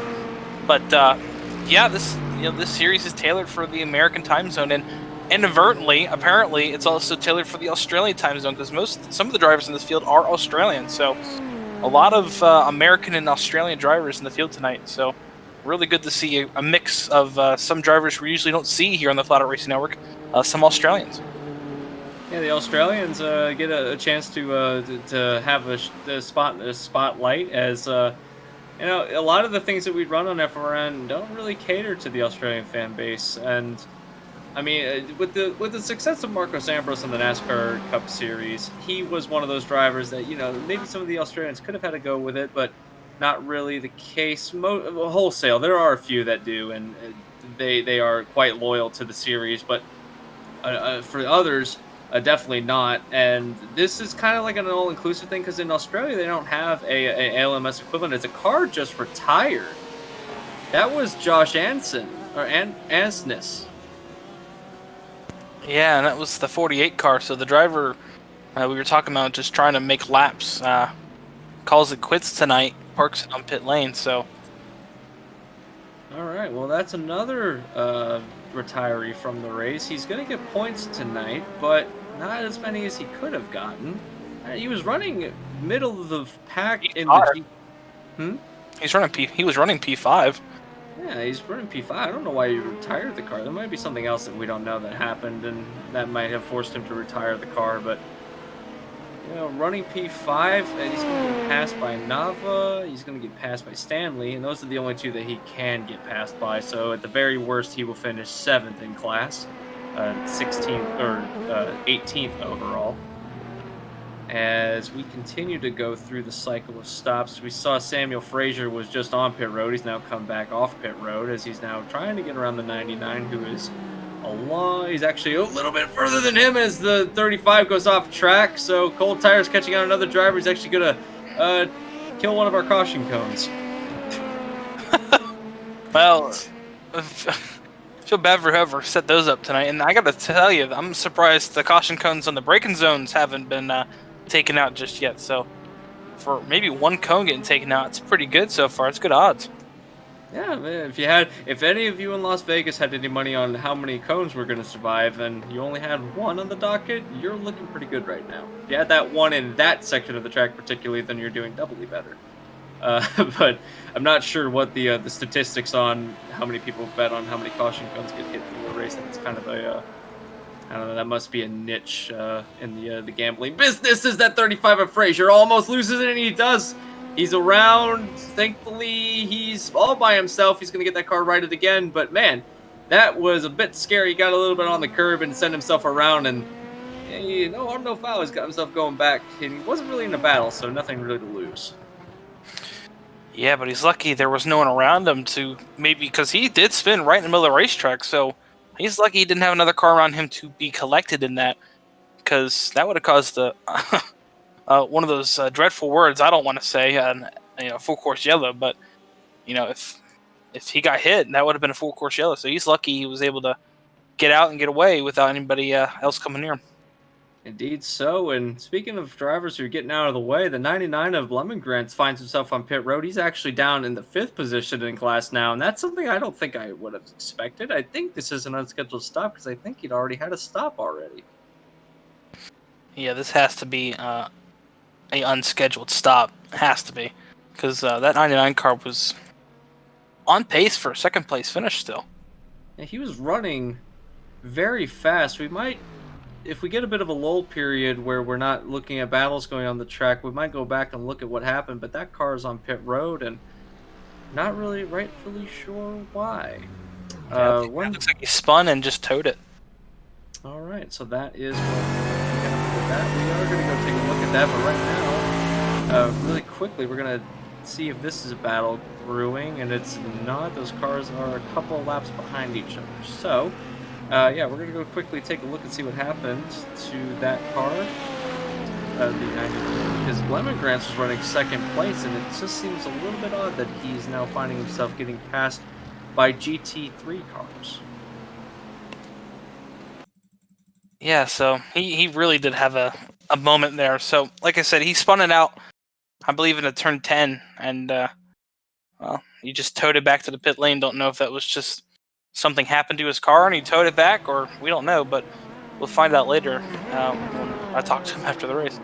We're looking at it live right now. He spun it around turn, I believe that was turn 10, and he actually teleported to avoid being hit by other prototypes as they were coming up very quickly, and that was a smart move by the 99 to not bring out a full course yellow. That could have been really bad considering that there was a couple of prototypes that were coming up, and that would have been detrimental to their runs. And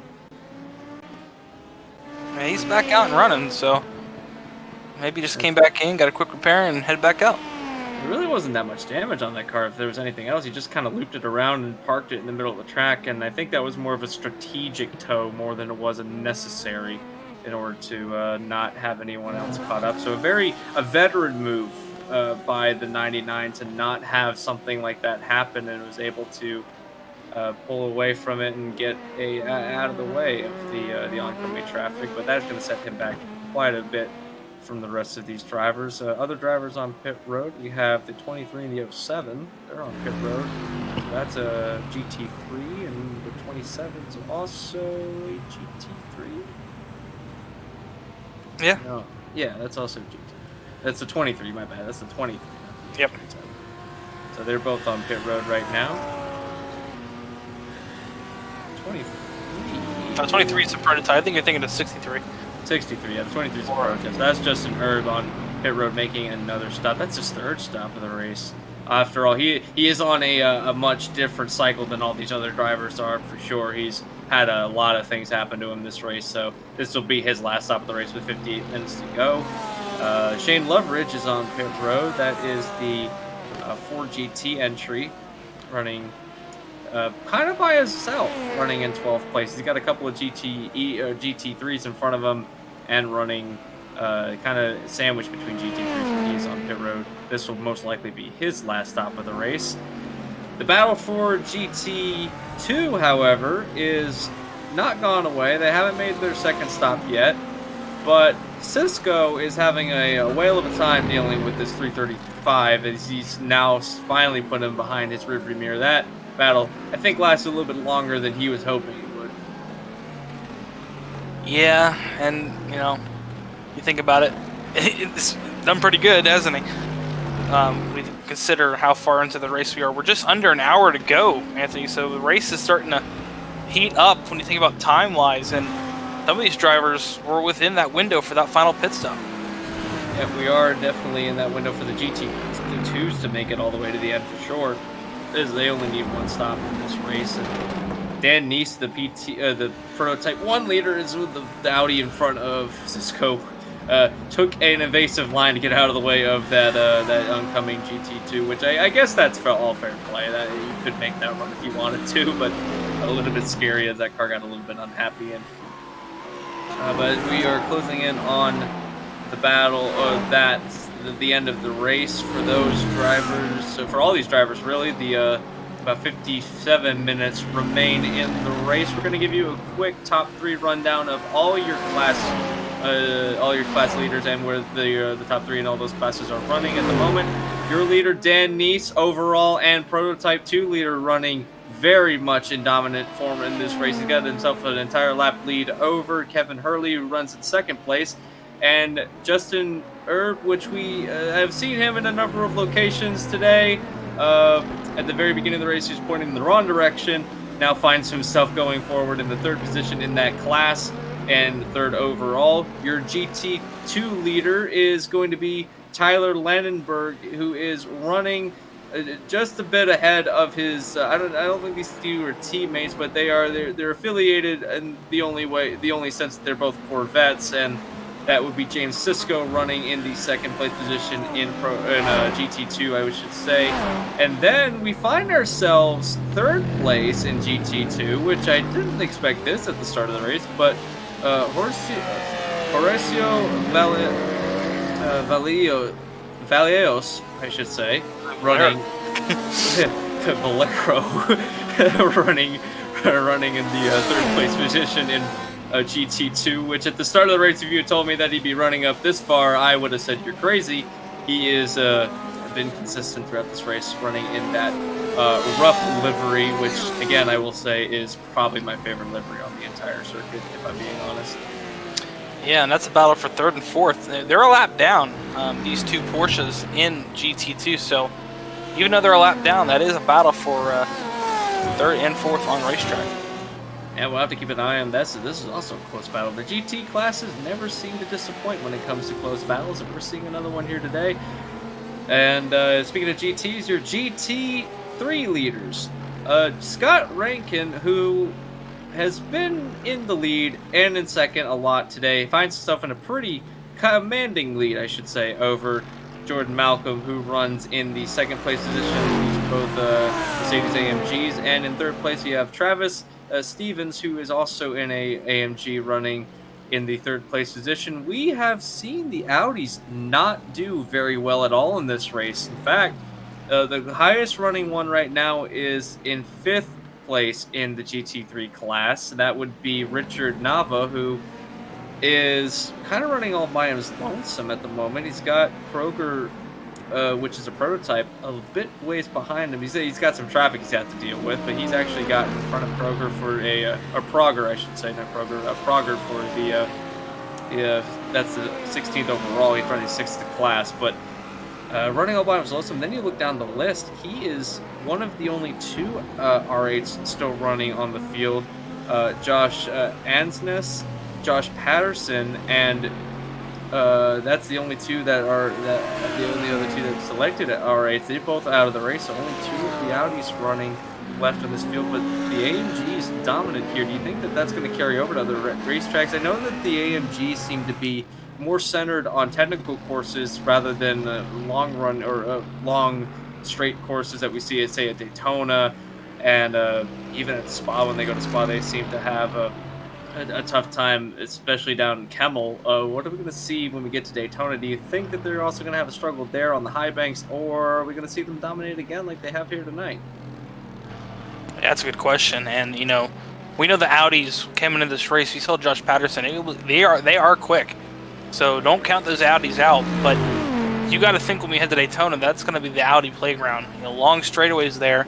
You can make the case that's long straightaways here, but at Daytona, you're basically running the whole oval when you think about how much time you're off the oval compared to the road course. So, that's a long sweeping straightaway at Daytona to get a draft. So we'll see what the Audis can do, but right now, the Merc's really starting to show that they probably are the car to choose here in the GT3 class.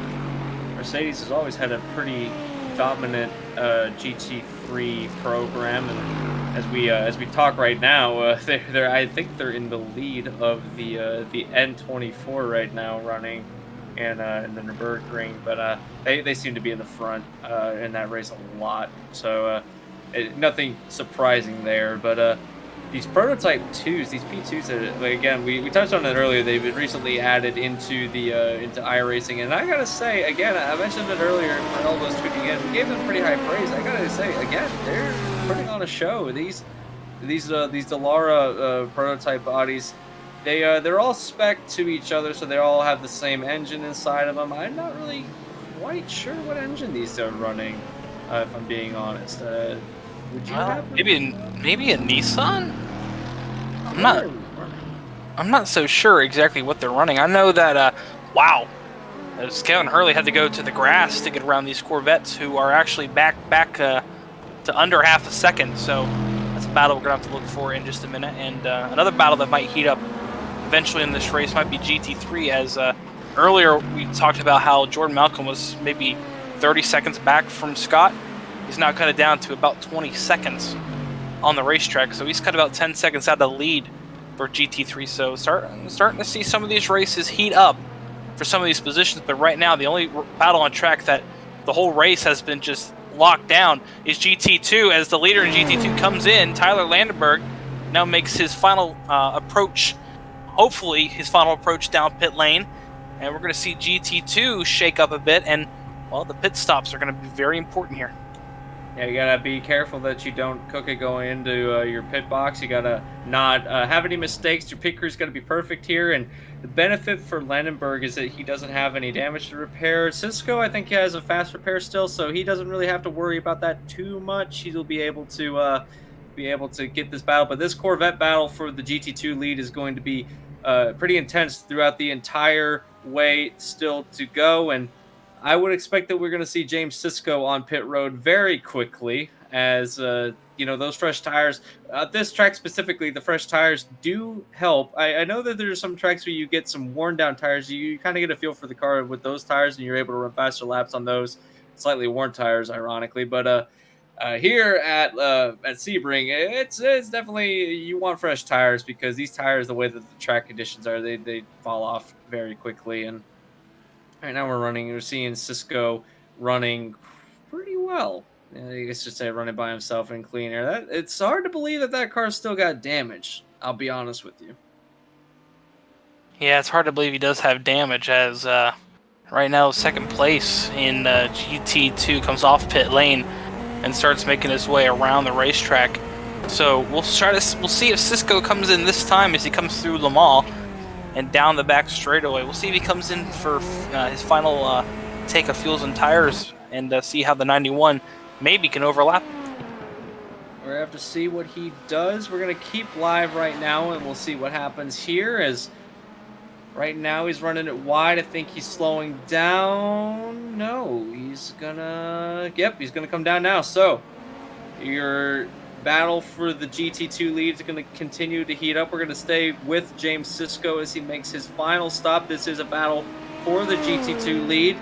Battle on the racetrack will be for the GT2 lead once these cars come out, because these cars were right nose to tail with each other going in, and I would suspect that they're going to be right back with each other going out. As Cisco pulls into his box, it's going to be fuel and tires for these this 5 Corvette team, as they have to make sure that they get him back out on the track as quickly as they possibly can, because that 91 is coming very quick. He's actually just now going down towards Le Mans, so he's got a bit of a way to go. But these stops, if you're not familiar, also these stops are much slower than they are in NASCAR and IndyCar and pretty much every other league or every other discipline in the world. These stops take anywhere between 30 seconds to a minute usually, and sometimes even longer than that. Is right now Cisco is just waiting for the tires. He's actually down and away. So Cisco with a lightning fast stop, he might have a pretty big lead all said and done as he's leaving the pits now. And wow, he's gonna have a very big lead. He's gonna be a very big lead as a car around. That's a 63 car. He got contact there from Travis Stevens. I don't know if we're gonna throw a full course yellow for that, but that was big. But you got to think right now Cisco is on cold tires on the racetrack, so the 91 does have the advantage at the current moment, and we'll see if he can try to catch him on those fresher, warmer tires. He does, and those warm tires, once they get in, we've seen a lot of drivers go off the track too with cold tires, so we definitely need to make sure that Cisco is all said and good, as he's actually going to run wide there through the dirt. That's not corner cutting. that's completely legal. And the marshals didn't see it, so it's all good. I say that, and the literal owner of the league is literally sitting next to me. So I'm just happy I haven't had to call much penalties or anything tonight. So these drivers have been doing a good job. Yeah, they've been doing fantastic so far tonight, as the 91 is continuing to try and close up that gap, but he's got a long way to go. He's going to catch, and now Cisco going to have to deal with that GT3 that spun around a little bit a while ago, and going through the very fast section. Down. He's definitely going to slow him down through here. You see the speed difference between the GT3 and the GT2 is GT2 a much, as we said at the top of the program. Oh, around he goes. And that happened right in front of the GT2 leader. No big deal. It's fine. That was actually a different car. That was the 18 of Stanley that happened to. He's going to emerge right back on the track in the worst possible position as the 23 of Herb was coming through. He did not want to see that in his rearview mirror, in his front, in his windshield, and man, that could have been bad. Yeah, but he's lucky he got it back around and off the racetrack. Because if he would have been sitting right in the middle of that racetrack for too long, I assure you one of the marshals in the room would have thrown a full course yellow in just a heartbeat. So he's lucky he got it off the racetrack and back around. A little interesting on the remerge, but other than that, pretty smart of him. But now Cisco, he had about 12-second lead, Anthony. Now it's down to 9 seconds. So that GT3 car did not help Cisco. No, it did not. And another car that almost caused another problem was the 63 of Richard Nava, who went off track again, basically in the same spot he went off a lap ago. And all of this happening around the leaders in class, and this is kind of the thing we were talking about. Mentally, you're tired. You've gone at this point in the race, you've gone about an hour and 2 hours and 15 minutes of just nonstop racing. I'm sorry, an hour and 45 minutes, excuse me, of nonstop racing. And it's not going to. We still got 44 minutes to go, roughly, and it's still going to be just as pressured as earlier on in the race when you were running. And we're seeing a lot of mistakes lately amongst these drivers, especially in the GT classes, where you've got this mentality of just running your laps, lap after lap, and now all of a sudden you're having a little bit of issues trying to keep the car on track. But it looks like everything's fine. Although the 63, I'm going to keep an eye on the 63 because now we have second place driver and the GT2. Sorry, as he is just going to let him go by, and that was a smart move on Nava's part. And so Lanningston is kind of happy that he saw that happen. Yeah, and he's only 9 seconds back now from, so he can see him on the back stretch. So he's close enough he can see him on the back straightaway. And that, in your mind, that you see a driver that's ahead of you, that gives you the courage to go get him. Because if you can see him, then you go, okay, he's not that far ahead of me on racetrack when you think about it. Especially here at Sebring, he's right there in my mirror. So, oh, is he? Oh, he wrecked it! Cisco with a problem, the leader in GT2, and now that's going to basically hand the lead over to Langenberg as there's something very wrong with that car. He's trying to hold it straight. Here comes Lanningsberg all the way through, and he's going to take the lead. That has just changed everything. Oh, dear. And he will flip it back to the pit lane. Cisco will. And I believe he's already used his fast repair, so that is going to... Oh, man, that's going to end his night, isn't it? We're going to have to look and see what happened. We're going to go to a replay. This was your GT2 leader, proving that you are not safe no matter how big of a lead, no matter how clean you've been. It looks like he just lost it in the turn. No, he got on the wall. He got on the pit wall. He was turning into turn 1, and he misjudged how close he was to the pit wall, and he made contact, and that knocked the suspension completely out of whack. Oh, boy. A mental mistake by the 5 team is what's going to cause this accident, and man, you got to think he was running a perfect race up until that point, and man, just a hard hit into the wall, and we're going to go on board, and oh, there's a jut out. He hit the little kink where the wall juts out a little bit, and again, he just mistimed it on this part, and oh, that's heartbreaking for that team. They were running first place in the GT2 division, the GT2 class, and now it's going to fall all the way down the order. He might be out of this race by the end of this.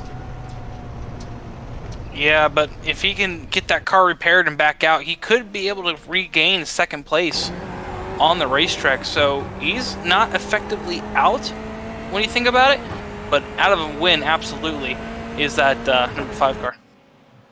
And that just hands the GT2 lead over to the 91 team of Langenberg. And you got to think this is pretty much smooth sailing because the closest car to him, he's about to lap him. That's Adam Harrington, who is about 1 minute and 25 seconds behind him. So it's all smooth sailing for Langenberg. But as we saw, just because you got a big lead doesn't mean you're safe, as we thought that this was going to be a battle for GT2 all the way through. But now it's one car battle, and that is the 91 Corvette. And that's just a statement of how quickly things can change. Indeed. And, I'm going to be interested to see is just how GT3 handles out. I mean, Jordan Malcolm, he's stretched this out. We saw Scott Rankin come down and make his second pit stop about 10 or 15 laps ago. And Jordan Malcolm, I don't know how far he wants to stretch it here. He's going to be coming down to nearly half an hour left here in about 5 minutes. So coming down near the nitty-gritty, he might have to make another pit stop. I would assume that he would have to, as everyone else in GT3 has come down pit road except for Malcolm. He stayed out the longest so far. He's on this stint. He's 22 laps on this stint, and Rankin has recently made his stop about 3 laps ago. So The battle between the GT3s haven't gone away. The battle for second place in P2 is actually not. Never mind, I was looking at the wrong thing. P2 has actually gotten stretched out. Dan Neese still with a gigantic lead. Kevin Hurley is almost lapped the entire field, so it'll put him a lap ahead of Justin Erb, which, when you consider everything that's happened to him, third place, a lap down, is more than happy with that result. And we saw that Blumkrantz, who had to make that last-ditch effort to get onto pit road before he got nailed by a couple of prototypes, he is now running in the fourth place position. So he's passed Frazier on the racetrack and now running up in this back, trying to run down Europe. He's got about 30 seconds to do it. 30 seconds to make up, I should say. But that battle could close up, as we still got 40 minutes to go in this race. Yeah, he could, and effectively that Cisco incident has really interestingly shaped up the GT2 field. I know it doesn't seem like much, but that opens up second and third place, and it puts them on the lead lap, a minute 27 back, respectively, from each other. I'm sorry, it makes the. It makes second place now a lap down, and third place is still a lap down, but it makes second place on the lead lap. So if a caution were to come out, the top two would again be the 91 and the 33 on the same lap. So, some of these drivers now just praying for a caution after these pit cycles. That is true, and we had that safety car at the beginning of the race that bunched everybody up. Again, it was the start of the race, so everyone was bunched up, and that really didn't shake too much of the running order down, because it was pretty much the starting order once we went back to green. But now in the late stages of the race, as you said, some of these guys are really wanting one. Is back there, the couple of prototypes are battling, and man, that could have been really close with a few of those drivers as they try to get around the GT3, and those two now are in a battle. That's the 99 and that's the 74. 99 is very much ahead of the 74, and the 74 is actually behind a few of the GTs. It's running 15th overall, so he's had a number of issues tonight. He's had offs, he's had bad pit miscues, he's more offs. It's been one whale of a race for that 74. So the fact that he's still running up in the on the track, period, is something to be said. And it's actually going to get passed by the 99, who is actually, because he had to deal with some of that traffic and he actually had a bit of an off track just now, he's actually losing ground to Justin Erb in the 23. So a long way to go for these drivers still. We are 37 minutes away from checkered flag. And Warren, you touched on it earlier, we're getting into the latter stages of the race, about 36 minutes to go in about a minute's time. So what do you got to do to set yourself up? Some of these drivers, they could comfortably just coast the way they are now and not have any problems. But for some of these other drivers, they might be in the middle of some battles pretty soon. The GT3 battle you mentioned is going to heat up a little bit. So what are you expecting to see for the end of this race? Well, unless full course yellow comes out, I think where everyone's at is where everyone might stay.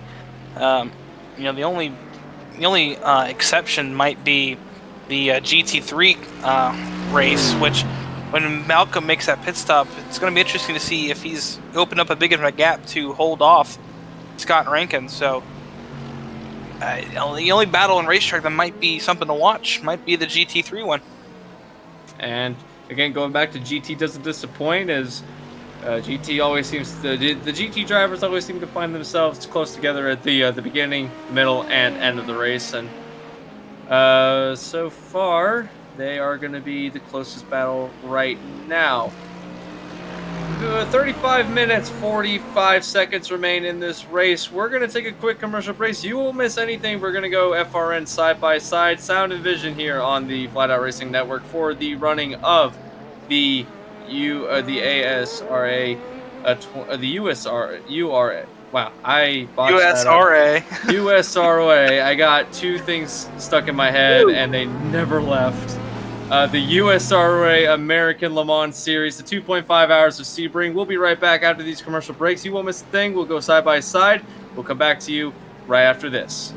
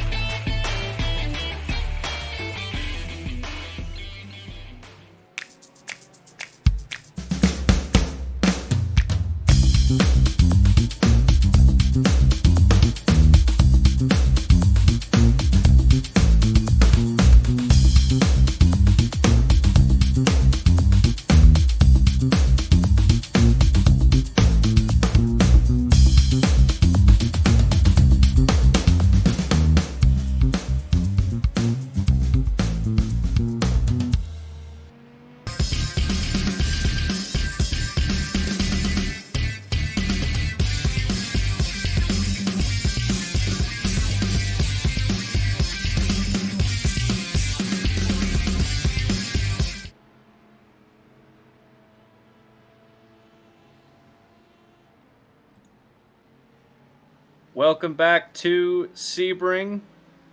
31 minutes, 30 seconds remain in the 2.5 hours of Sebring, not Le Mans.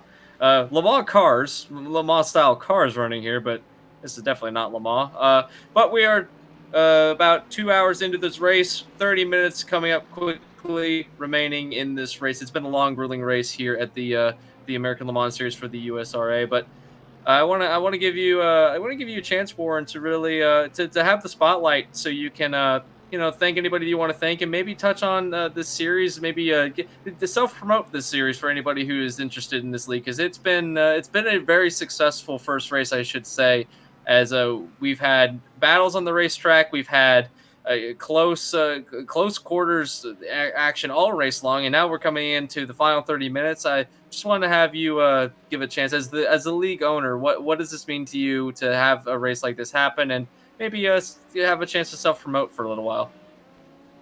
Well, first, obviously thank the guys who helped me do this, we have a couple marshals in the race that are helping, because usually I'm race control. But tonight I got called up here to help broadcast, which I'm really glad I did. But yeah, I got to thank Justin Erb, Chris Progar, and Alexander Muscala and they're in this race, for helping me out with this league. But yeah, like I said earlier in this race, a little bit of self-promotion here is that, the USRA American Le Mans Series is, filling a slot that really isn't really around iRacing as a proper, American-based GT series, and the American time slot, Eastern time, allows Americans to run in consequence also, because of the time difference, Australians to run. So if you're an Australian and you like GT racing, come on out, give us a shot. We're not too far along into your day. I mean, it's, oh gee, what time is it now? Just 10:25 at night. It's what, 2 o'clock, 3 o'clock in the afternoon over there on a Sunday? I mean, that's not bad when you think about it. So yeah, have Americans race with us. And if you're Europeans and you're a night owl, that's also a great time for you to come over here and race with us. The wee hours of the morning in most of Europe. I know that the UK and the EU, they are just starting their Sunday morning, as we are ending our Saturday night here. And as you said, the Australians who are in this field are in the middle of their Sunday, as there was a bit of a lockup by Kevin Hurley in second place position. But it's really international fair. You get this series going, because everyone, pretty much everyone who's into motorsports that has any bit of connection with international racing in some shape or form, they know endurance racing. They know touring racing. Think back to the early days of it in the 70s, when you had the Can-Am series in America, you had the various European series, and then transfer that into the 80s. The 80s is really picked up because you had the World Sports Car Championship, which was the Group C days, and those Group C cars, they're probably the most dangerous form of motorsport wholesale, because 220 miles an hour before they put the chicanes in Le Mans. That's nothing too crazy, right, by today's standards, but yeah, but I mean, it's been a legacy run, and now we're at this point, and I touched on it earlier, but we're entering a brand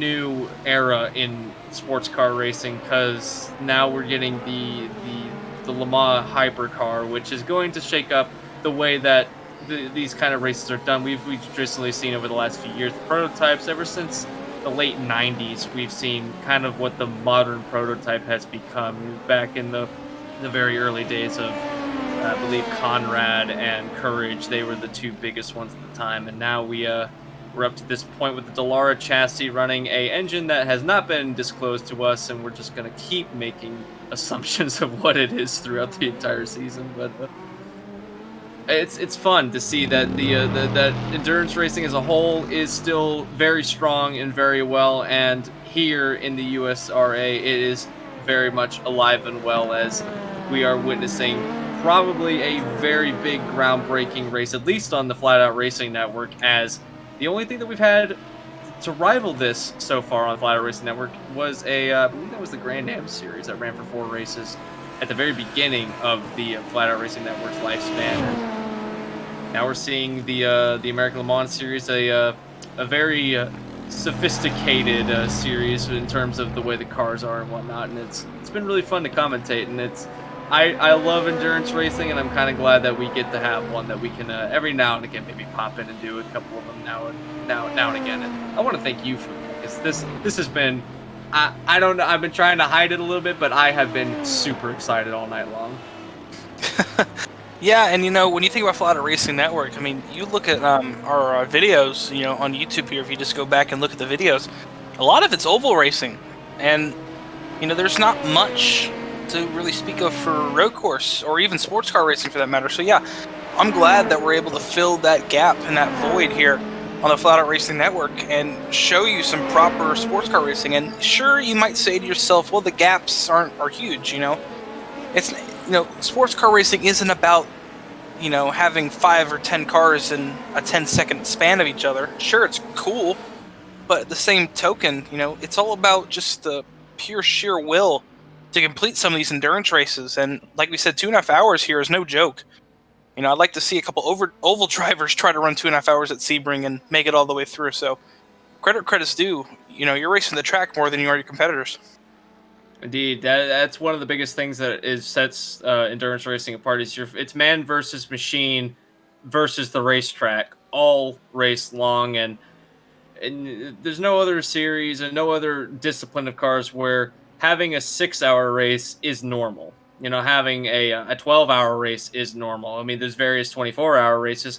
There's even this one that I found out about the other day, the 25 hours of Spa, which it was, I don't know how, if they still do it or not, but it was 1970s Beatles, the whole field. That was just it was crazy. Oh man. It was like a fixed cup, and it was ridiculously fun to watch. And they went 25 hours rather than 24 because I think they had to take a mandatory hour break for any repairs that needed to be done to those cars because they were spotty, shall we say. um, but yeah, no other discipline do you see those longer races. Well, I tell you, since we were talking about the league, I tell you, a couple battles have started to heat up. Well, I say that, and it just got neutered as Sam Frazier hits the pit lane. But Justin Erb was catching him. But in GT3, the battle for a podium in that class, even though we'll speak to the winners of each three classes, not the podium, unlike usual races. But this is a good points day right here, if you think about it. This is a battle for third. Alexander Muscaler and Travis Stevens battling 1, 2, 3. And we'll see how they can figure it out here as we're closing down just under half an hour left, nearly 20 minutes actually left in this race.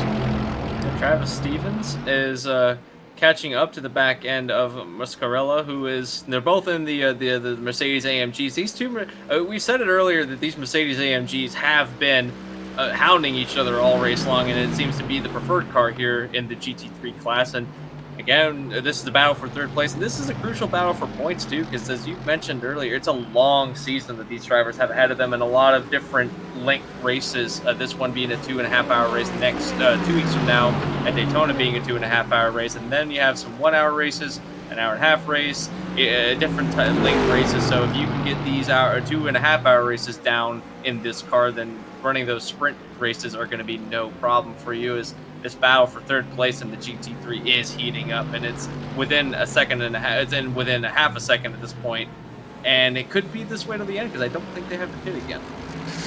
No, they won't have to pit again, and that's the cool thing when you think about it. That's the really cool thing is when we look at our schedule, we go all the way. Granted, we take a lot of time off for the holiday break there around Christmas and New Year, so everyone can enjoy a time with their families, especially in this year, 2020, when everyone's going to want to spend time with their families with everything going on in the world. But, our season finale is the 2nd of 2021, January 2nd. So we go from September all the way to 2021 with this series. And you think about it, that's a long time, Anthony. That's a couple months. And these drivers are going to have to battle it out for that long of a time span. A couple of months of non-stop sports car endurance racing, and tis the season because this year in particular, because of the Pack Street Boys were a reunion tour. We've had some schedule shakeups, and we've actually got to see some endurance racing that we normally wouldn't see this time of the year. And this one being another one, we get to see this series happening throughout the months that we usually don't get very much endurance racing. So it's nice to have a series such as this that can run and we can enjoy watching. And I'm on the 99 of Lemongrads, who would not be running in 4th place had he not had to last minute bail himself out of a tough situation. But he's actually rebounded in one of the 2 most American-looking cars in the American Le Mans series, definitely carrying the American flag proud on the side of that 99. And there's a GT3 that also has that they're running with that American flag livery. And GT2 is all Corvette, has been since the start,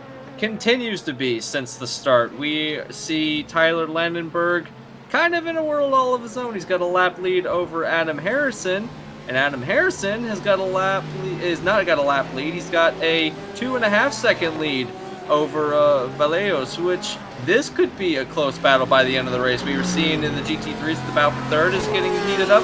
This battle for second in the GT2s is also getting heated up. Yeah, and how about that for Valeros? Remember, he started back of the field, along with a couple other cars who didn't really get the qualifying they wanted, but he worked his way up the third on track through speed. And he's really battling with Adam Harrington, who had that moment earlier. So, good point stay for Valeros if he can get that second place off of Harrington. Valeos in the number 28 rough livery Porsche 911 RSR, and one of my favorite cars wholesale to drive is the RSR, and it's really nice to see them doing well. The Corvettes have taken off, though. They have absolutely dominated. Although the one of them went out, I don't know that. Yeah, James Sisko, an update on him, has retired as the. That's a risky move late in the race for the leader, isn't it? That's a little. I don't know if I would have been. You have a lap lead. You have a 2-lap lead. I don't think you should be trying those type of moves. But this battle that has closed up this battle for the GT2 second place, and man, that has shaken up some things. Now here comes Valeos trying to get the run into Sunset. Oh, he looked. He really had a good look there in the turn 17, and I thought he was going to try to stick the nose in, but takes a little bit of time, resets himself, and maybe he'll start looking around turn 3 or 4 in that passing zone, but he'll stick behind Adam Harrington for now as they rocket down towards turn 1. Yep, going to the turn 1 for the 70th time so far on the evening. We're getting close to 18 minutes to go in the race. It's crunch time, so things had to get heated up. We've gone 2 hours and 2 hours and 10 minutes. Give it 2 hours 12 minutes as we are getting close to the end of the race. The battles have not gone away. We're seeing now in the later stages again the GT2 battle is heated up. Go back to third place for the GT3s. It's also heated up between Roscarella and Stevens, those two battling, and we're seeing these cars really close at the very end of the race. It is something that we traditionally see with GTs. They start close together, rubber band kind of spread out a bit, and now they come back together, and there goes the leader, Dan Neese, through these two now, as we've seen him on the track quite a bit, and gets around them a little less hazardously than the last time around, and now we're getting down into the nitty-gritty. Warren, getting into the nitty-gritty, you have been a part of GT racing for a while now. I've been a part of GT racing for a while now. For the fans that aren't familiar with this, do we see, you and I both know that we kind of see a different level of aggression come out of these drivers at the end of the race, as opposed to middle of the run where you're kind of used to running by yourself. Now all of a sudden you have to battle somebody. And how much more aggressive are you knowing that you've gone this long and now it comes down to the last 15, 17 minutes? Oh, you're aggressive, and you're about to be as aggressive as Valeros is. He's about to go inside of he thinks about it, Harrington. But yeah, you want to be aggressive, but at the same time, you're at the end of a stint here just about, because you want to try to plan your race to end with as less fuel as you can. So, you're on the end of the tire life, fuel life, you're at the end of all that. So you got to be careful while also being aggressive. As here comes Valeros again, and will he get the spot into turn 1, or will there be a crossover move? Maybe. Looks like he got it. He certainly had a look, and he did get it. So give that second position to Valeos, who started at the back of the field, now finds himself running up in the second place position, a lap behind the leader, but still a great showing for that 28 team, considering how their night started. Now they find themselves in a very, I wouldn't say comfortable, but a very strong second place. That car seems to be the faster of the two of them. Yeah, and then like I said earlier, this is a good point today when you think about it. 36 points goes to the winner, and then 34 goes to second place. So this is a good point stay for these guys, and if they can just finish up, even though they finish a lap down, coming out of here, they'll be about 2 or 3 points off the lead. So, even though you're a lap down on track and you might be down in the dumps about that, you got to think coming out of here, you're still in the championship hunt, and there's nothing really better than that. Yeah, very much unlike other series where especially oval racing, where a car laps the whole field, and it's an anomaly. Here, it's pretty normal, and you're still second place, and that's nothing to be upset about, especially coming this far, this long.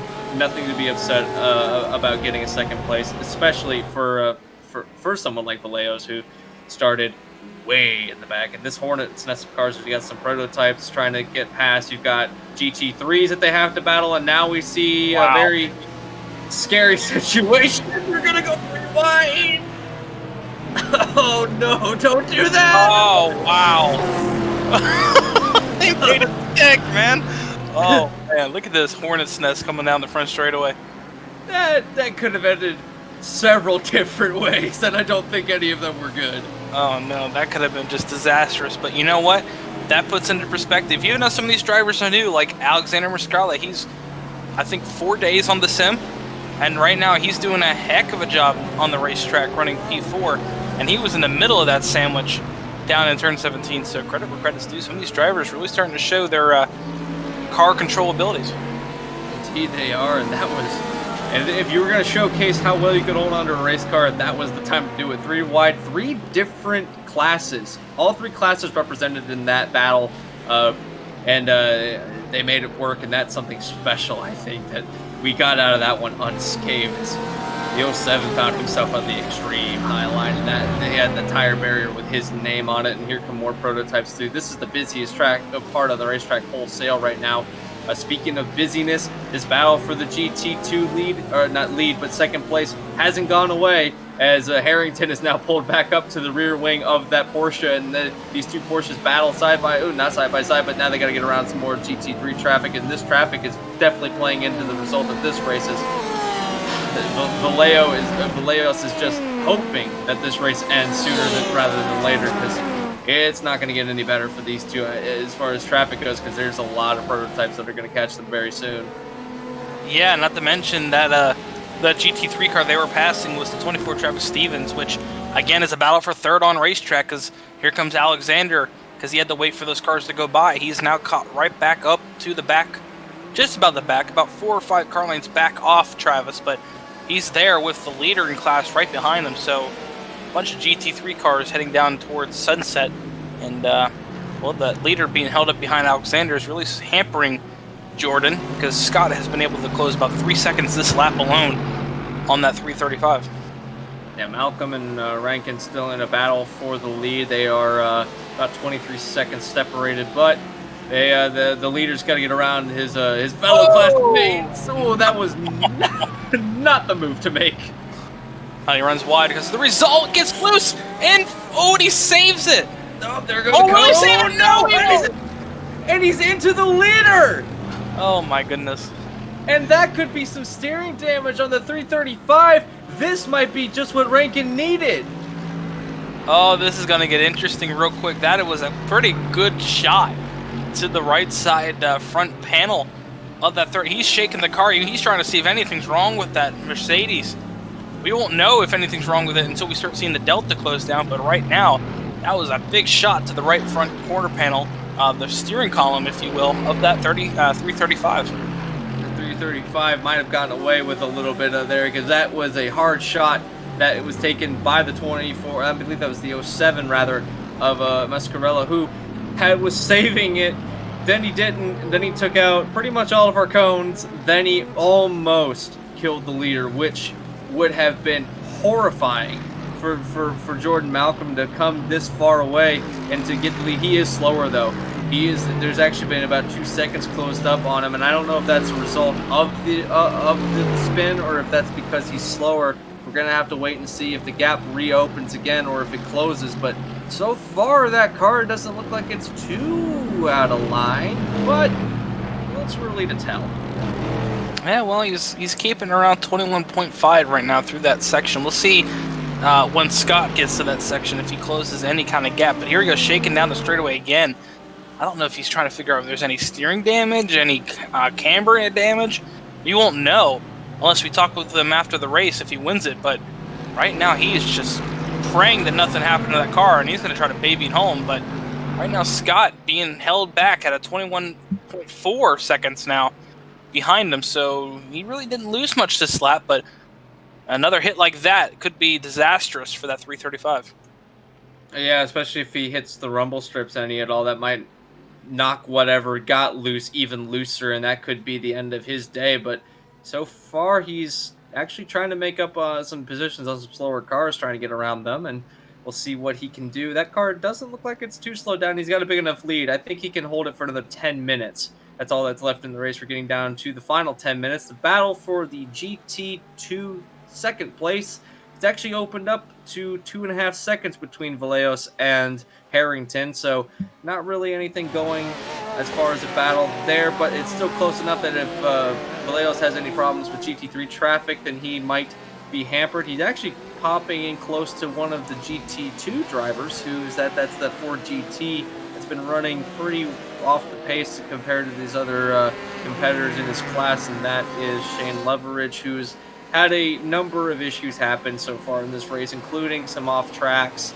He bended into the wall earlier in the race, starting his own mowing service. We have a couple of drivers trying to capitalize on the retirement homes around here with the high-powered mowing. Keeping the Sebring circuit nice and tidy. But Leveridge has been one of those drivers who has had some issues. There's only 4 GT2s running on track, as Cisco, which was the leader for the majority of it, ended up getting his steering knocked out of line after. We don't know if it was netcode or if he did get too close to the wall, but he nailed the pit wall going into turn 1. Yeah, he did, and that's a shame, because that battle, if that would have stayed the way it was, that was going to heat up to be an absolute dogfight to the end of the race.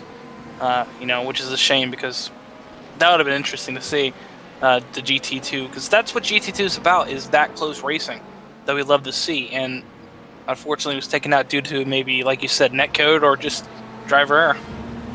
GT2, the GTE cars, which make up the GT2 class here, have been traditionally known as the cars that are the factory cars from the manufacturers, Corvette, Porsche, or the Ford GT running on the field. And as at the top of the program, we mentioned that the GT3 category is kind of like the gentleman's league, where it's cars that don't really necessarily have a huge factory presence or make it that you have to be a factory driver to get a hold of one.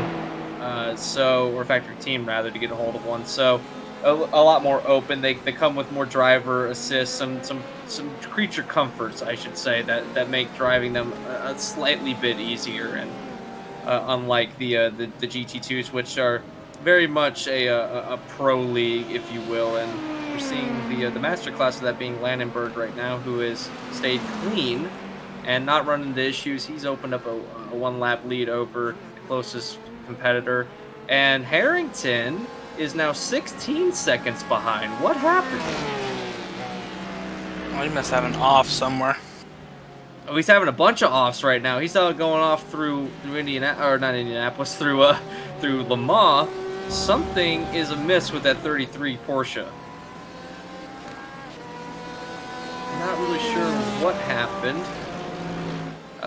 We're gonna tell you what. We're in a bit of a lull right now, so we're going to quickly go back and see what happened to that car, because he was 2 seconds behind. Now he finds himself 16 seconds, so he definitely wasn't on pit road. No, he must have had a little bit of an off somewhere, which, I mean, it's a shame, because he was right. He was sticking with Vallejos when you think about it. Through most of this run, he got past, but even though he got past, he was keeping within 3 seconds of that second place car, and then he had it off somewhere that cost him all about lap time. He had an off in turn 3, it looked like. He was swerving into turn 3, so there was something already wrong with that car before that point. He bended into the tire barrier, so there's something wrong with the aero on the front of that car. Most likely not going to be up to speed as much as he was up to speed, so that battle for the second place position has kind of gone away as a driver error or something kind of let loose on that car, and that's what caused that to happen. But we are still running. He's still on the racetrack, so he's not too keen on leaving the to get that damage repaired, is there's not just simply not enough time where it's going to really make that big of a difference, and he is miles ahead of Shane Loveridge, which is 14th overall. He's got a number of GT3s and a P2 between himself and that. But we're looking at your leader, overall leader, Dan Neese, who quite frankly has put on a clinic. Ever since the start of the race, we saw him get that rocket of a launch at the start of the race. Then the full course yellow came out. We had a couple of pacing laps, and then the safety car came in, and then he rocketed away again, and he's now pulled himself a 2-lap lead over second place Kevin Hurley, and he has figured out how to get around this Sebring circuit very well, and he's now passed the 74 of Chris Proger again for another lap down on that 74 machine. So a very dominant performance by the 14 car. Well, as I say that, he almost lost it out of Sunset. Yeah, but you got to think though, he's been on the ball, pushing it since the green flag. He has a 2-second lead, Anthony, and you could think, well, he'd be cruising now. Whoa! No, he's pushing. Look at him go. Speaking of pushing, that Porsche of, I believe that's Vallejos, almost pulled right in front of him. I believe that's Harrington, actually, that pulled right in front of him. So, man, that was a close battle on the racetrack, and that could have taken out the overall leader of the race. Yeah, exactly. And, he's doing a heck of a job. Like I said, he's pushing since the beginning of the race, and usually we don't see drivers do this, where they just, even though they have a huge gap of 2 laps, he's pushing, just pushing. And that tells me exactly how good that setup is, that he's just able to push the whole race, even on old tires. Even on old tires. He's on 16 lap old tires at the moment. This is a 16 lap stint. He's pitted. He could have come down pit road 2 more times and probably not lost the lead. That's how big of a lead he had when he came down pit road. So a very large gap to second place, which is Kevin Hurley, who has found himself in second place pretty much since about the halfway point. He has continued to stay there as we get into the latter stages of the race. About 3 minutes to go here at Sebring, so we're closing in on the end of the race, and pretty much the way the running order is now might be the way it is. The 74 is on pit road, as well as the 72 of Loveridge. So those two opting to come down pit road for something. Not right. 74 had an off somewhere. Maybe they found each other on the racetrack. That might be the reason why they have gone off the course. But 2 minutes, 30 seconds remain in this race. It's been a long race. For all those who were here at the start of the race, thank you for staying with us. This has been one of the longer races that you can watch on the Flatout Racing Network. Usually they're under 2 hours, or just over 2 hours. This one was a scheduled 2 hours and 30 minutes race, so very long race for all those drivers, all those viewers that maybe came over from the 6 hours of Sebring, who also wanted to watch this because you just needed a little bit more Sebring fill. Thank you for joining us as well. As 2 minutes to go for Dan Neese, the overall leader in P2 and on the racetrack.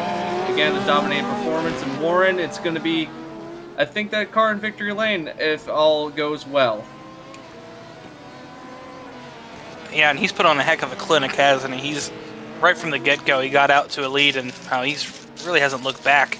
And, when you think about it, you think about just how sure, P2 wasn't close tonight, but when I look at the rest of the race, and I think of some of the battles we saw on racetrack, and, how determined some of these guys are. I mean, we started with 21 drivers, or 20 drivers.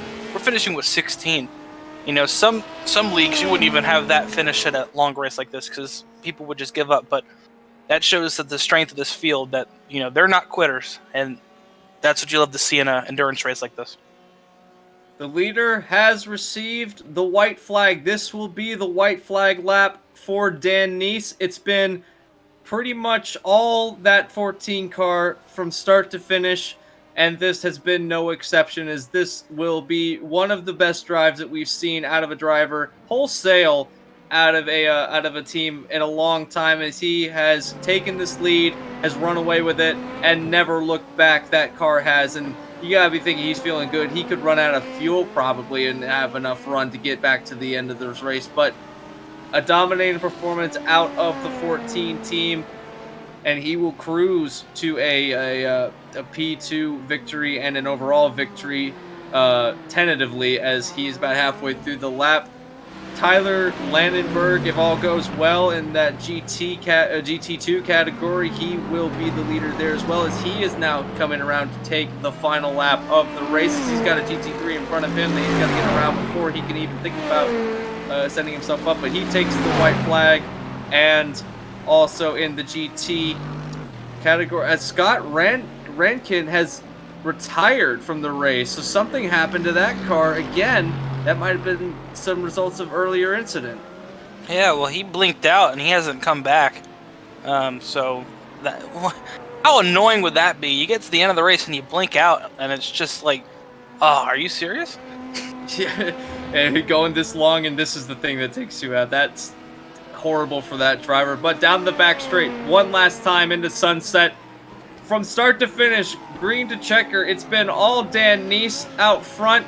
Can't give this guy credit enough. Through sunset one more time. The 14 team in Prototype 2 and overall will win the 2.5 hours of Sebring.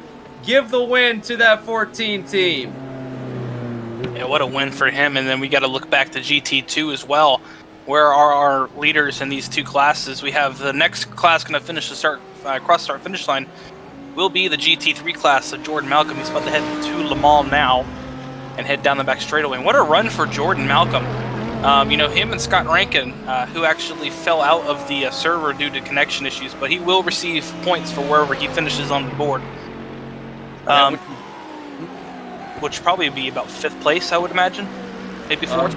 Right now it's, yeah, 4th. It'll be 4th in his class for Rankin in the 156. But out of sunset one more time, Jordan Malcolm, the best of the GT3s in the Mercedes AMG, and he will take victory in that class. And now back to the GT2, which Landenberg almost threw it away. He got a little bit too hot in there, a little bit too excited. But coming across the line, your GT2 leader in the Corvette R or C8R is going to be Tyler Landenberg in the 91. Fantastic run for all 3 of these class winners and everyone in this race. They've survived Sebring, one of the toughest racetracks in the world. Yeah, and he did it in style too. You know, he led most of this race. You know, fantastic run for that Corvette, and what a way for Corvette to join our league and, you know, get that win right off the bat. Right off the bat, they were dominated. It wasn't a matter of being close. The closest battle in that category was for the between the 2 Corvettes for the lead, and no one, not even Porsche, was able to get close to that new C8, which we're seeing dominate in this USRA American Le Mans Series. But coming around to the start-finish straight once again, your overall leader in the 2.5 is going to be Dan Neese again. He's coming around to the start-finish straight, going to park it on the start-finish line and burn it down for some of these fans here tonight. Fantastic run for everyone. And Kevin Hurley and Justin Erb, who had again, we'll say it had a bit of an interesting start to this race, did the 23, finds himself finishing the race in 3rd place overall, which is nothing to complain about. Considering everything that could have happened, that was one of the best outcomes he could have had, literally starting the race up on somebody's roof and facing the wrong direction. So great for him to finish in the 3rd place position. And as you see, our GT3 drivers and GT2 drivers burning it down. Malcolm is having a bit of a go at it, and man, you got to feel good for these drivers who started the day, finished the day, didn't let the pressure get to them. Now they find themselves victory lane. Yeah, we're going to be talking to our winners in a minute, just waiting on our P2 winner to go ahead and join our our server here. So, man, we're gonna have all three winners to talk to in just a minute and hear what they have to say. And we're waiting for all of them. We've got our P1, or I'm sorry, our GT2 and 3 winners. Just waiting for the rest of them. But while we're waiting, we can get our GT3 winner up here, which will be Jordan Malcolm, as we will quickly get Malcolm in here for our interview and move him up now. I don't think I can do that. I don't have the ability to move drivers up. I'll do it. All right, so so that is a bit of an issue that we need to solve next time. Well, it looks like we've got both of our drivers here now. It is this we've got Jordan Malcolm. It's Anthony and Warren up in the FRM booth. You have us. I do. Fantastic run here tonight. It was a difficult race, to say the least, here at Sebring. Not a very easy track to get a win at. What did you have to do to keep yourself from having a lot of off-track incidents? Because we saw, especially in the two GT classes, that it seemed like off tracks were a bit of the norm, and you were able to keep your car facing the right direction. Yeah, so just trying to maintain focus for the whole time is probably hard. Is like a really hard thing to do for 2.5 hours. Obviously with all the P2 cars as well, you have to try and watch out for them, figure out like your strategy, like watch out for like the GTEs as well. So it's pretty difficult, and yeah. You had a winning strategy there. You got some lucky breaks too. Also, there was some times where it looked like that maybe it was going to be a little bit hairy dealing with those prototype drivers, trying to get around them, and you were able to maintain the lead of the race. And it came down to you and Rankin, and then Rankin kind of went out. Were you happy to see him go out, or were you hoping for a battle? Oh well, we're teammates actually, so it was Oh well. it was we were communicating with each other, and once we found out we cleared away, it was just like let the best man win. Obviously, you don't want to see him drop out, but it's always better to have a race. But yeah, unfortunately, fell back down to fourth. But yeah, I tell you what, you put on a heck of a show. You and Scott did in GT3. I know you were doing a little bit different strategy than Scott was, and we were going to hopefully see it play out there because he was starting to catch you a bit. You getting caught behind some of that lap traffic, and it was going to be an interesting finish. But congratulations on your GT3 win and your inaugural GT3 win as the first winner here in USRA. thank you very much. Thanks for broadcasting and putting on the show for us. Before we let you go, though, we are going to open the floor up to you for any shout outs you want to make to anyone who is watching this race and to anyone out in the world. Yeah, I'd like to thank Chris Purnell from Virtual Motorsport Manager for giving us a coaching session at this track. It really helped a lot, especially with the consistency in this race. Cardboard's the main sponsor of my car for all your trading card and board games. Happy to support them, and you guys for broadcasting this.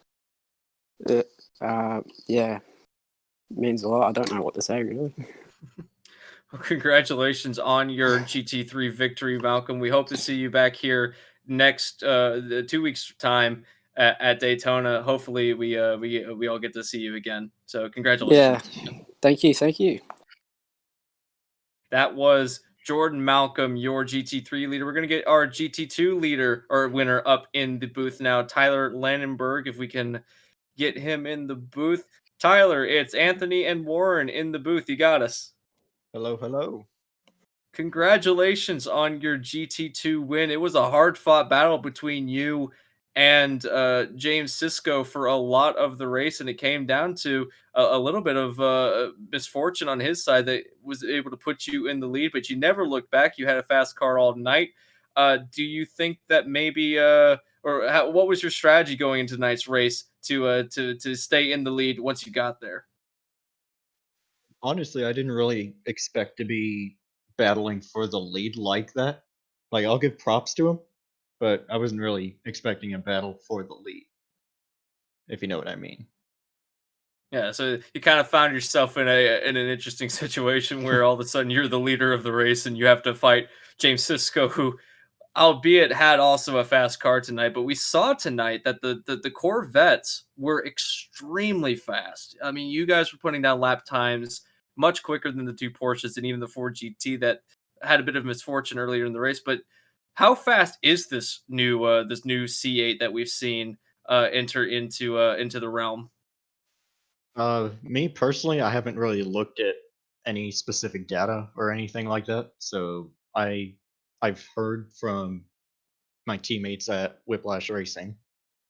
They've said that the Corvette is a little OP. So, but me myself, I haven't looked at any data or anything like that. So I can't really tell you off the top of my head. Yeah, I tell you what, you guys put on a heck of a race, and I know you and James. I don't know if you expected James to be with you or you expected to be with James, either one of the or, but you put on a heck of a show there in the middle of the race and kept the race really interesting through the middle part of the race. We know you were trying to short pit and try to get by James. What happened on that final pit stop that put you behind James, even though James wrecked the next lap? But what happened? Was it just a slower stop, or do you think James underfueled? What do you think happened there? I think he just took less fuel than I did at the stop. I don't know if he took tires or not. I haven't looked back on this yet, but he for sure took less fuel than I did. I'll still give him props tonight. And hopefully that's something we see at Daytona and further on through the season. Indeed so. And before we let you go, though, Tyler, we're going to let you have the floor for any shout outs you want to make, being the one of the three winners here tonight. Floor is yours. I'll give a shout out to everyone at Whiplash Racing for backing me up in this race. I know I was the only one on the team here tonight, but I'll see if I can get some of them into the race next week, potentially. And shout out to everyone for keeping it clean tonight, or relatively clean on my end, at least.